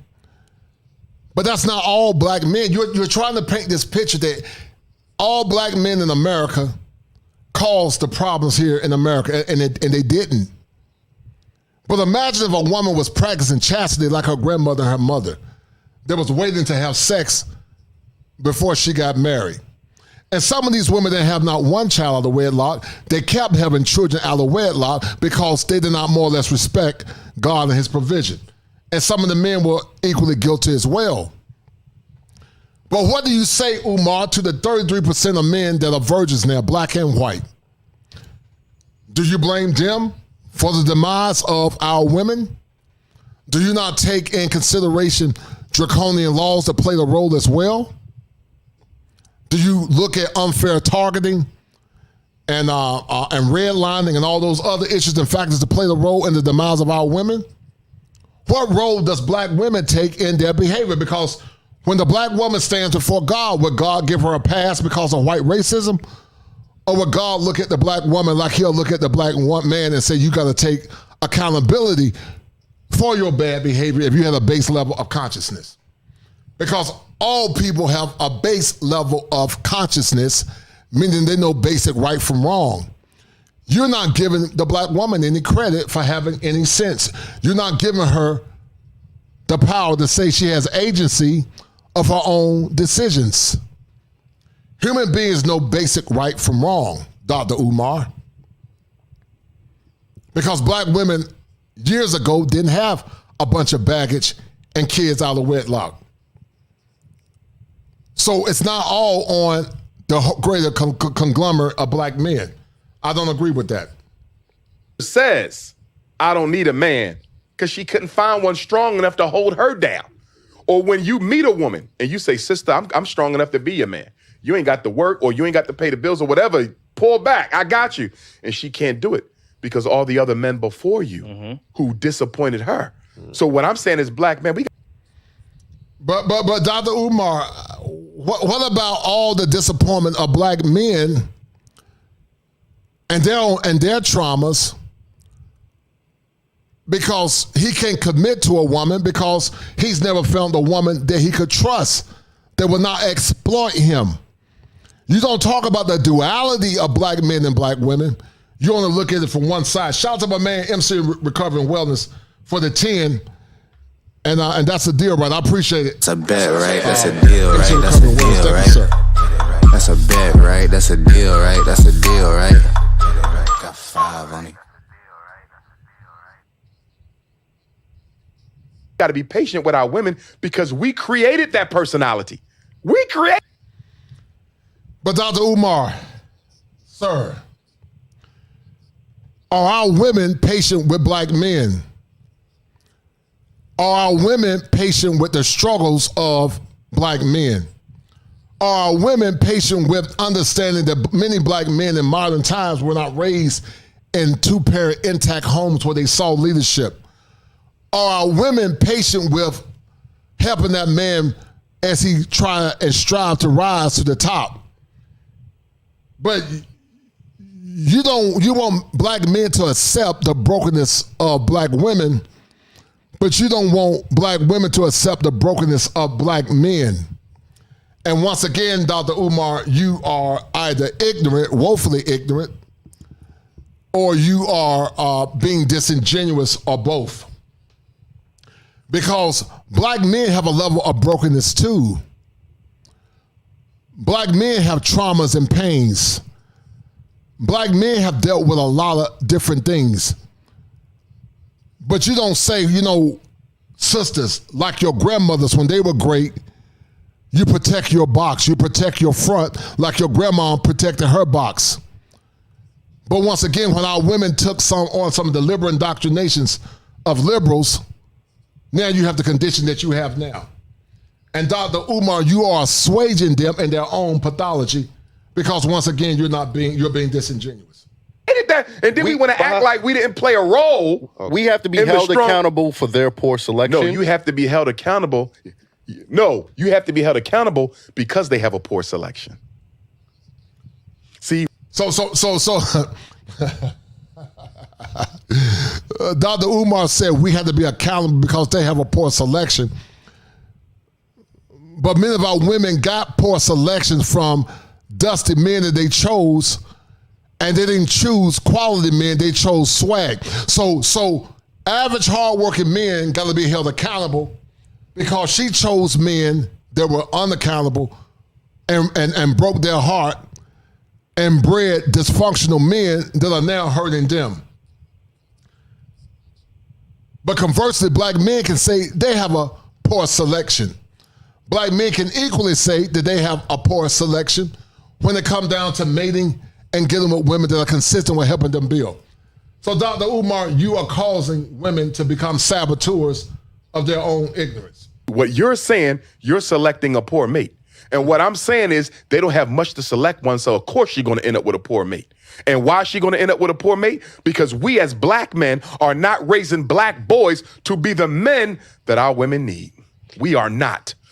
They out there killing themselves.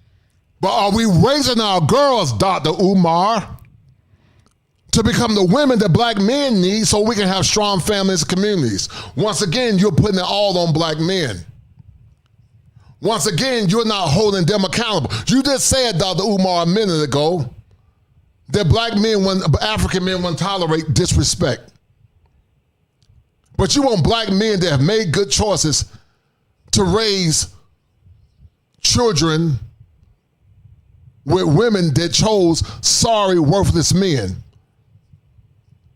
The hardworking black man that has made good choices got a damn pay for women that made bad choices were unworthy men. So now all the black men and the whole black men that made good choices, now we're responsible. But a lot of those women forfeited being with the average guy or the average Joe. They chose swag over substance. So Umar sounds like a race hustler. And he's not making sense. Because there are plenty of men that wanted to make good choices and good decisions and chose sometimes to take care of other men's kids. And they still didn't damn get cooperation because they were never good enough. Right now, what we doing about it? Unemployed black males, what we doing about it? Pants sagging, weed smoking, what we doing about it? Black men are not raising black boys to be the men our. Yeah, this guy is for to be a psychologist is overgeneralizing black men. He's painting a false narrative that's not consistent with reality. We know that there is a dialect group of black men, but you're talking about pants sagging and weed smoking. But once again, these boys have become the men that their mothers chose. These boys have become the men that their mothers chose, Dr. Umar. These men have become the boys that their mothers chose, or the men that their mothers chose.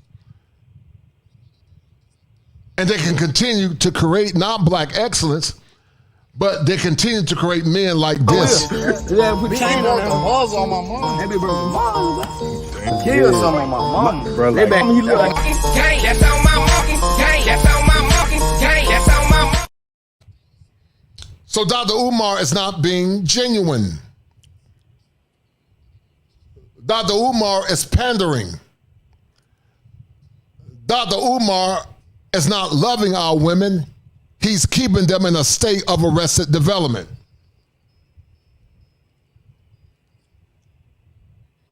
Arrested development means that you can be a woman that's 45 or 50, but intellectually or psychosocially, many of our women are still stuck in intimacy versus isolation. They're not gotten the intimacy they want, which in essence has caused them to be isolated. And they're isolated because they will not self-introspect, and men like Dr. Umar play a role in their pathology because he won't tell them the truth. You are a licensed psychologist, and you're not being consistent in your message, sir. I'm a licensed therapist, and so are you. You're a psychologist. But you're not being consistent in your message because your message is not consistent with reality. Community needs. That is 100% our fault. What I'm saying is she got a right to be angry with us. She got a right to be angry with us. I understand we have not been on our job as black men. If the men are the providers, what have we been providing for our community? I'm not speaking you individually. Yes. Because you may be a damn good father. You may be a damn good father. You may be a damn good father, but guess what? What are we doing for the community? What are we doing for the children who don't have a father? And there go Umar. I'm talking about community. I'm going to challenge you, Dr. Umar. I need you to listen. You cannot have a community when you're not honoring and respecting our men. You can't have a community when women have been indoctrinated by liberal ideals and liberal dogma. You got women that are pro-black on one end, but talking white indoctrination on the other end. I'm going to say it again. They're talking pro-black on one end, but they're liberally indoctrinated on the other end. And once again, your pathology, Dr. Umar, is causing the issues that we're having now. Because you're very partial in your discernment and in how you see the whole picture. There are many black men going to school and making good choices and doing the right thing. But you continue the lies and the rhetoric of this false assumption that black men are sagging and more or less no different than Democrats or demagogues that say black men are super predators. There are many educated and intelligent black men that made good choices. No different than that woman when she went abroad and saw all those educated black men in Colombia. But Dr. Umar, you continue to lie to our women and keep them in a state of arrested development. Shout out to my man, Chemistry Umar. Thank you, sir. I appreciate it.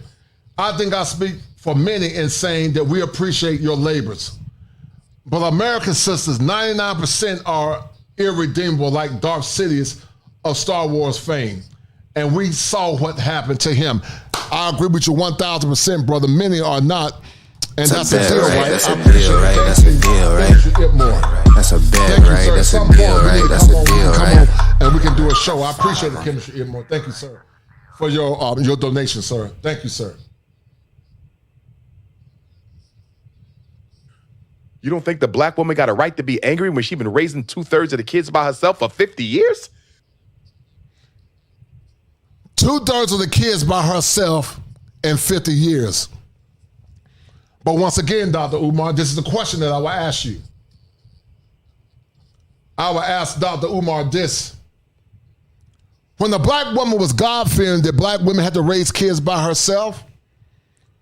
When the black woman respected her body and demanded that black men put a ring on her finger before she gave him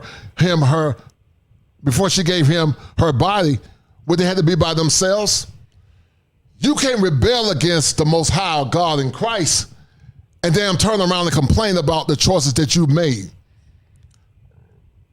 You can't talk about whore culture, 304 culture on one end, and then say they got to raise kids by themselves.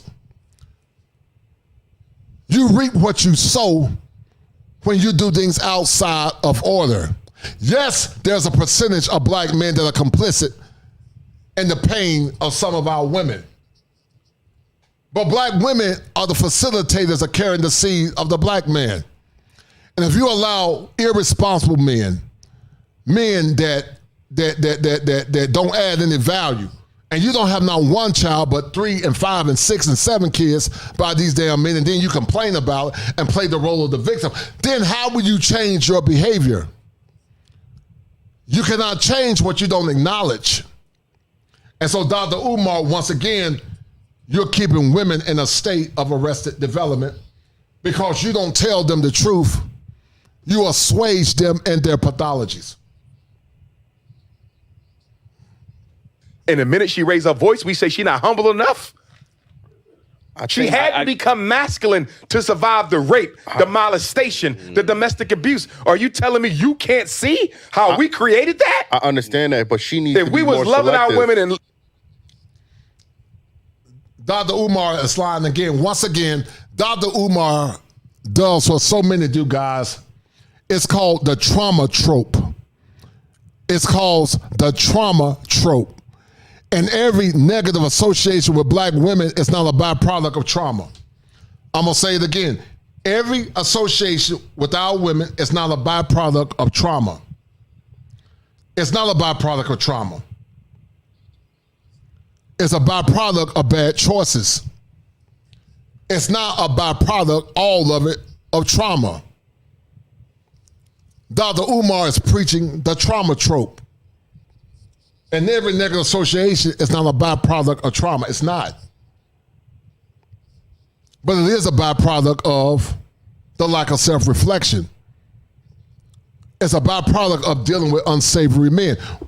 Listen, a baby mama is totally different than a single mom.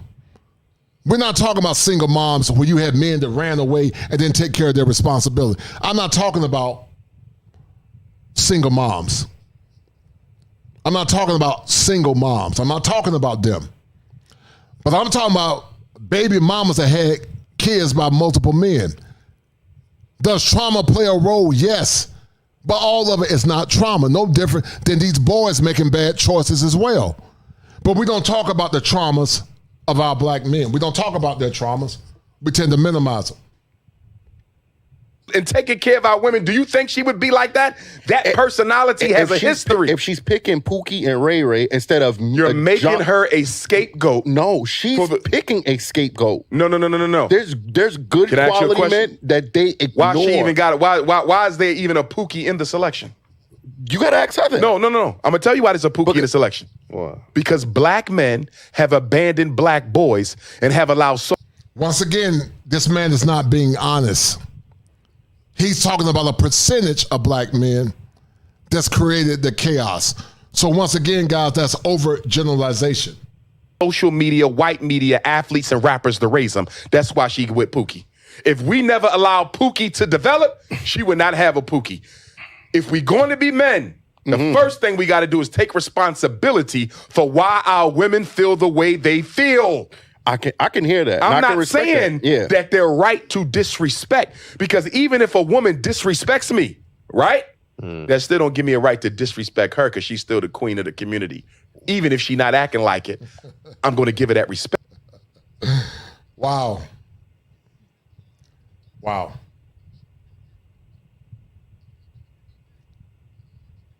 But when I hear brothers talk like this discourse we having now, we act like we don't understand. No, There's reasons for that shit. I do understand. Women are so valuable. You get what I'm saying? Like, I think women ground men and help them, propel to the next level. I think men get further in life with a woman, right? But if I'm a hardworking man, but I'm only looked at as resources, and then she's ready to jump on Tom, Dick, and Harry because he got flash. He's shining a little bit more. His access to money is quicker than mine. It's kind of hard to have that. Well, one, I agree with you, but that's not all sisters. No, it's not. If you're constantly running into that type of. But Dr. Umar, that's not all brothers that's causing the chaos either. That's not all brothers. But you encapsulate all black men as degenerates. And because of that encapsulation, you're saying that all of these black men are causing our women to be in a state of ill repair. But you can't have it both ways, because just like it's not all black men that are doing it, we understand that it's not all black women. A woman, then the problem is you, because you're attracting a certain low vibrational energy. Why not have that same energy for women? You just again, you held the man responsible. Because we having a conversation as men. Yeah, I got plenty of interviews with all women where I check them too. All right. But as a man, you should not be concerned about what I say to them. No. As men, we should be concerned of what we're going to do to produce a better generation of black males for tomorrow. That's the only, that is where we should be focused on. Women bring the choice of life, right? We understand that, right? I can't have a child unless a woman agrees. And she can't carry one if you didn't put it in her. I agree with that 100% too, right? But whether or not, if you want that child or not, she can still make that decision. It's only up to her. If you don't put a seed in her, nothing else happens. And no woman can make you put a seed in her. So the original act was the responsibility of a man. True. No, I disagree with him. I disagree with him, and I'm going to prove my point. Does Dr. Umar take in consideration men that have been sperm jacked? Does Dr. Umar take in consideration women that have celested men. Women years ago, our ancestors taught our women to respect your body. But you're not putting the agency on the woman. Men and women both are equally responsible in part. But the greater responsibility, in my opinion, lies on the woman because she got to carry the child. When it comes down to value, no different when a man has money and status. That man is responsible for not giving his money to a woman. Men would try to use a woman for sex, just like a woman would try to use a man for money. But if that man is stupid enough to give that woman all of his money without making her earn it, then that falls on that man, no different than a woman giving a man her body. There was a time when women valued their body. And because they valued their body, they demanded more from the men. But you can't take on liberal ideas and liberal ideologues and then damn complain about the situation. So you're wrong, Dr. Umar. I would love to debate with you because you're not making sense, sir. You're not making sense at all. I mean, all right. So did black men willingly leave the household, or was it the system that was? It was systemic. All right. So how, if we giving them grace for them having to do it without us, but it wasn't our fault, how are we not getting that same grace and that same respect? I'm gonna tell you why. Why? I'm gonna tell you why. Because black men, as the leaders of the community, now we can't be leaders. Here's the question we got to make. Here's the question. Because the argument y'all make feeds into the feminist agenda. But this man is talking about be leaders. You're saying black men be leaders where you're dealing with women that have not been trained to accept leadership. Where there's a system that when men try to be leaders, he could lose his life or he could lose his livelihood. Make it make sense. It makes no sense. This is nebulous thinking, guys, to say the least. It's very nebulous. Okay. It's an argument that says, I don't want the responsibility. I'm a leader. I don't want to fix shit. Right? Mm-hmm. I'm going to fall back and let her run everything. That's what the feminists tell. They say, look at them, making excuses for why they can't be better men, making excuses for why they can't make better men. You understand? Your argument feeds the feminist narrative. That's dangerous. Not what we're making excuses for. I'm saying I am the better man, but I shouldn't be held responsible because you wanted to choose a Pookie and a Ray Ray. That's not me. I work too hard in my life. I'm going to go back to what I said. Pookie and Ray Ray shouldn't exist. And the only reason why Pookie and Ray Ray exist because we're not in the community making those bull. And neither should Dr. Damn Umar, neither should Keisha exist. Neither should LaKeisha exist as well. You can't have it from both ways, sir. Neither should Keisha exist. We got more Keishas now than we do quality black women. We got more Raekwons and Man-Mans now than we have more quality men. But we don't love and respect quality men anymore. Make it make sense, Dr. Umar. You're not making sense, sir. You're not making sense at all. This nebulous thinking that, there shouldn't be a Pookie. That makes no sense because we've always had it, but now it's the norm. Raekwon the Man-Man and Keisha is the norm. They're having quality black men and black women. And we don't respect quality black men anymore or black women. Boys, the men they need to be. Do you see that? And, she don't get a Pookie if you didn't allow a Pookie. But she got an Eli. She ain't come to Eli. She went to Pookie. And that's what we're trying to say. She wouldn't have had a Pookie if we didn't allow one. I worked too hard in my life. She wouldn't have had a Pookie if we didn't allow one. But Dr. Umar, men supposed to make the raise the boys. Right. We as men is holding other men accountable for the same thing that you're talking about right now. What are we doing for the young brothers in the street? So what you mean, mentoring them? Now I mean he's a great father. Let me share something with you guys real quick. Dr. Umar is really a fool because number one, there is no community, number one. Number two, even though I've mentored boys, I've helped a lot of boys in education and teaching boys. You can lose your life in some of these neighborhoods now because the value system is broken and the value system does not respect an authority in general. So a man takes a risk and tries to transmit or transmute power to or give leadership to some of these young men. because these young men don't want to hear it, because some of these boys have never seen structure and order. You can't receive structure and order from a masculine man when you've never seen it. But once again, Dr. Umar doesn't hold the women accountable. He placates and he tap dances. Because I never heard Dr. Umar in general speaking truth to power to the level that he does to black men. So that's individual. That's good, but that's individualism. Yeah. What are we doing collectively as men to change the trajectory for black boys in the streets right now? I believe Nothing. We're being but a voice. talking shit. Yeah, I mean, you could take It's it as not that. going to get better unless we put hands on deck. The reason the athletes and the rappers are the role models is the professional black man moved out the hood. Where the dentist at? He ain't in the black community no more. And guess what, damn it? I don't blame the professional black man for moving out. He's wise. He will be a fool to be in an environment where he can lose his life. He would be a fool to do that, because that's not the black man's responsibility. That was the black church's responsibility. The black church was the moral voice of the black community. And then it transmuted down to the black family. But when you got the last 50 years of our women being indoctrinated by liberal ideas and ideologies, it's almost hard to change it. So I don't blame the professional man for moving out.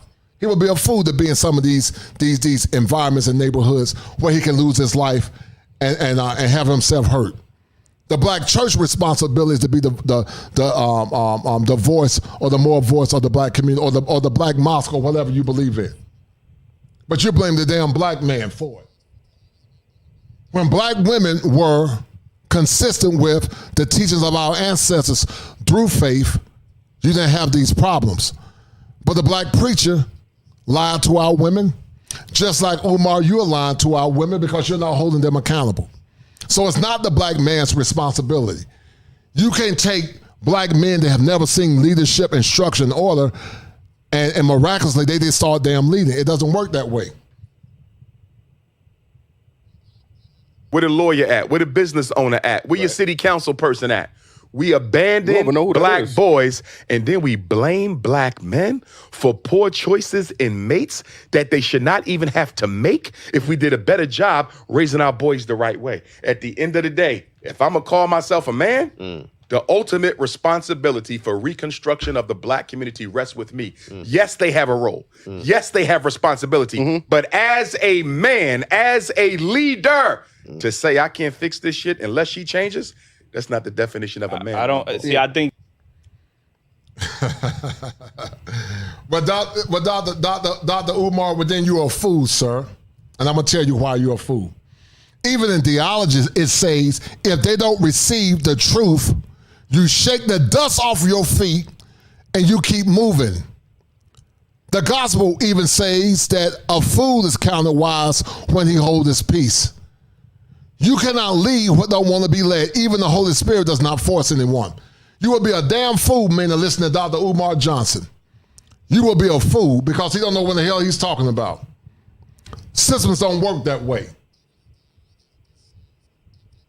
You can't take new wine and put it into old wineskin. But you got to keep moving if they don't receive the truth. And you go and start communities with women that will listen and respect you as a man. Like Louis Farrakhan said, you cannot protect what you don't damn control. So Dr. Umar, you are a fool. And I would challenge you to a culture debate. You are a fool. We're on two different accords. Like, I don't think we're saying that. What I'm saying is I'm capable of being that leader, that provider. I've worked hard in my life. You get what I'm saying? I should not have to do. You still go back to individualism. But I only feel like we tell black men that we have to now deal with masculine women, women with children. Why is she masculine? Because she's had to raise the kids alone. Not one woman, So you brother. mean to tell me a whole community. So you mean to tell me the only woman I could look forward in my life is a masculine woman that has kids by other men? No. That's what I have to look forward to? But I'm telling you, mistakes made by black men systemically gave rise to the conditions that allowed her to be masculine and made her end up with a man that you consider to be less than what he should be. And I'm telling you, black men are responsible for her being masculine because we have not helped her raise them children. I am and not. when I say help them raise them children, I don't mean you as the stepdad. No, I I mean you as an active member in the community where we go to every single parent black mother and say, how many sons you got? 2? How many sons you got? 2? Well, guess what? That's your son's big brother. That's your son's big brother. Okay, Dr. Umar, damn it. On the flip side, are you holding black women responsible for nurturing these black boys out of their damn bad behavior? Are you nurturing these black boys by reading to them? Are you nurturing these black boys by understanding their trauma and their pain? Are you nurturing these black boys by teaching them or showing them what not to do with bad behavior? You give no agency to bad behavior, Dr. Umar.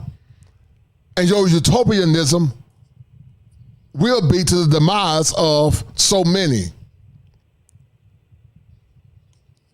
This overgeneralization is dangerous, Dr. Umar. And you should know better, being the educated man. You're not seeing context or nuance in this situation, sir. Brother, he taking them to school. He doing the homework. He gonna spend a couple hours with them every Saturday. He got his own kids too, but he gonna make time for you.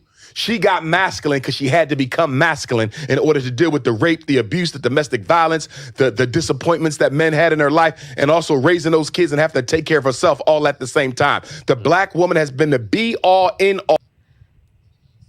And he became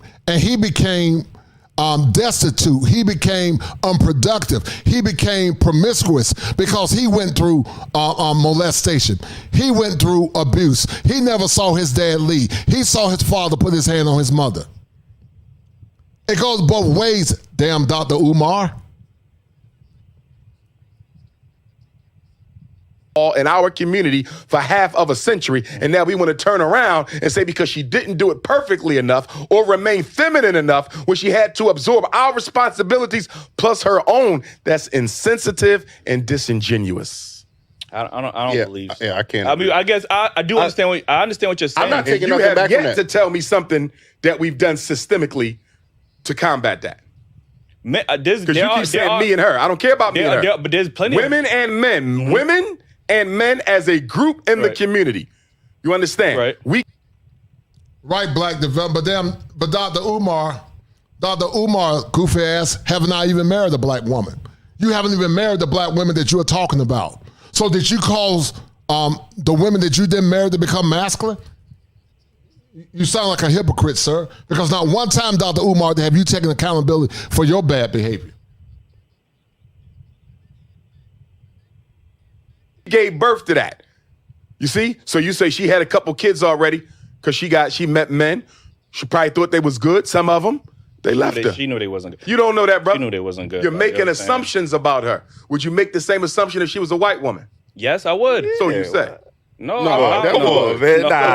Come on. Hold a woman accountable. So you say. Listen, like I said, I feel like as a black man. We don't hold them all accountable because black men date outside their race more than every other man put together. I said we. Y'all three? Yes. Okay. Yeah. I can't disprove that because I don't know you personally. Even that, if we look at the numbers, black men marry black women at an 87% rate, where black women marry outside of their race, or they marry outside at a 92%. Black women do not, no, you're wrong. That's percentages of you're wrong. That's not that much. Black women do not marry out the race more than black men. I'm not saying that. But the percentages ain't that far off. That's what I'm saying. Black women have one of the highest, fastest growing interracial marriage rates. But her interracial marriage rate pales in comparison to what black men have been doing interracially for 4 or 5 decades. You understand? She don't even come close to what we're doing interracially. Black fathers are in the home more than any other group or race. Okay. But what that has no value? It does have value, but we're going to put that up against the other statistic. 2/3 of our kids are being raised by the women. 2/3 of our kids are being raised by the women. 2/3 of our kids are being raised, Dr. Umar, by a select group of women that choose unworthy men, Dr. Damn Umar. You keep equivocating the broader conversation of saying that all black men are doing this, and they're not. Guys, I'm going to end this stream in a minute because I'm getting frustrated with this dude, man. And like I said, when I say being raised, I'm not saying there needs to be a father. I would like a father in that house. Yeah. But I know it's not enough of us to go around. Yeah. We are not even being accountable to the boys in the hood. And we're complaining about the women. I argue with women who are making babies with the irresponsible men that we didn't raise correctly. That's bullshit. All right. That's wimp-ass, weak man shit. Take responsibility for our shit. Stop scapegoating them. Yeah, I could agree to that. But once again, guys, Dr. Umar has not married a black woman himself. He doesn't even love his black queens enough to put a ring on their finger and make her an honest woman. He got kids out of wedlock. All I'm saying is look at all we could be doing better, man. Half the black boys in the 4th grade can't read. What black men doing about that systemically? Not enough. I know what I'm doing about it. I'm building a school for it, 2 of them. Mm-hmm. But systemically. He building a school that has damn big.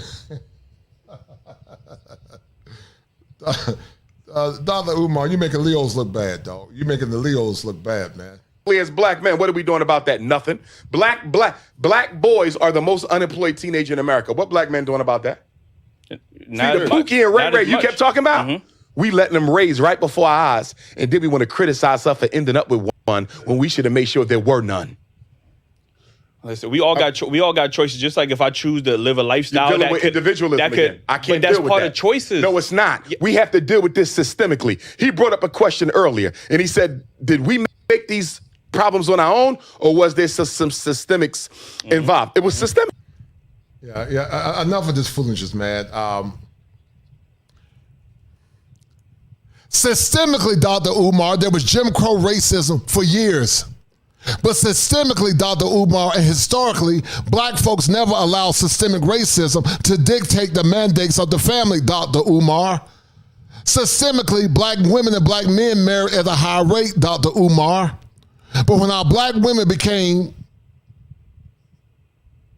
more or less pawns of liberalism, when the black church stopped preaching the gospel, now you have what you have now. So you got to stop talking this damn systemic foolishness and look at the bad behaviors that continue to permeate that's causing what's happening now, guys. This guy knows better.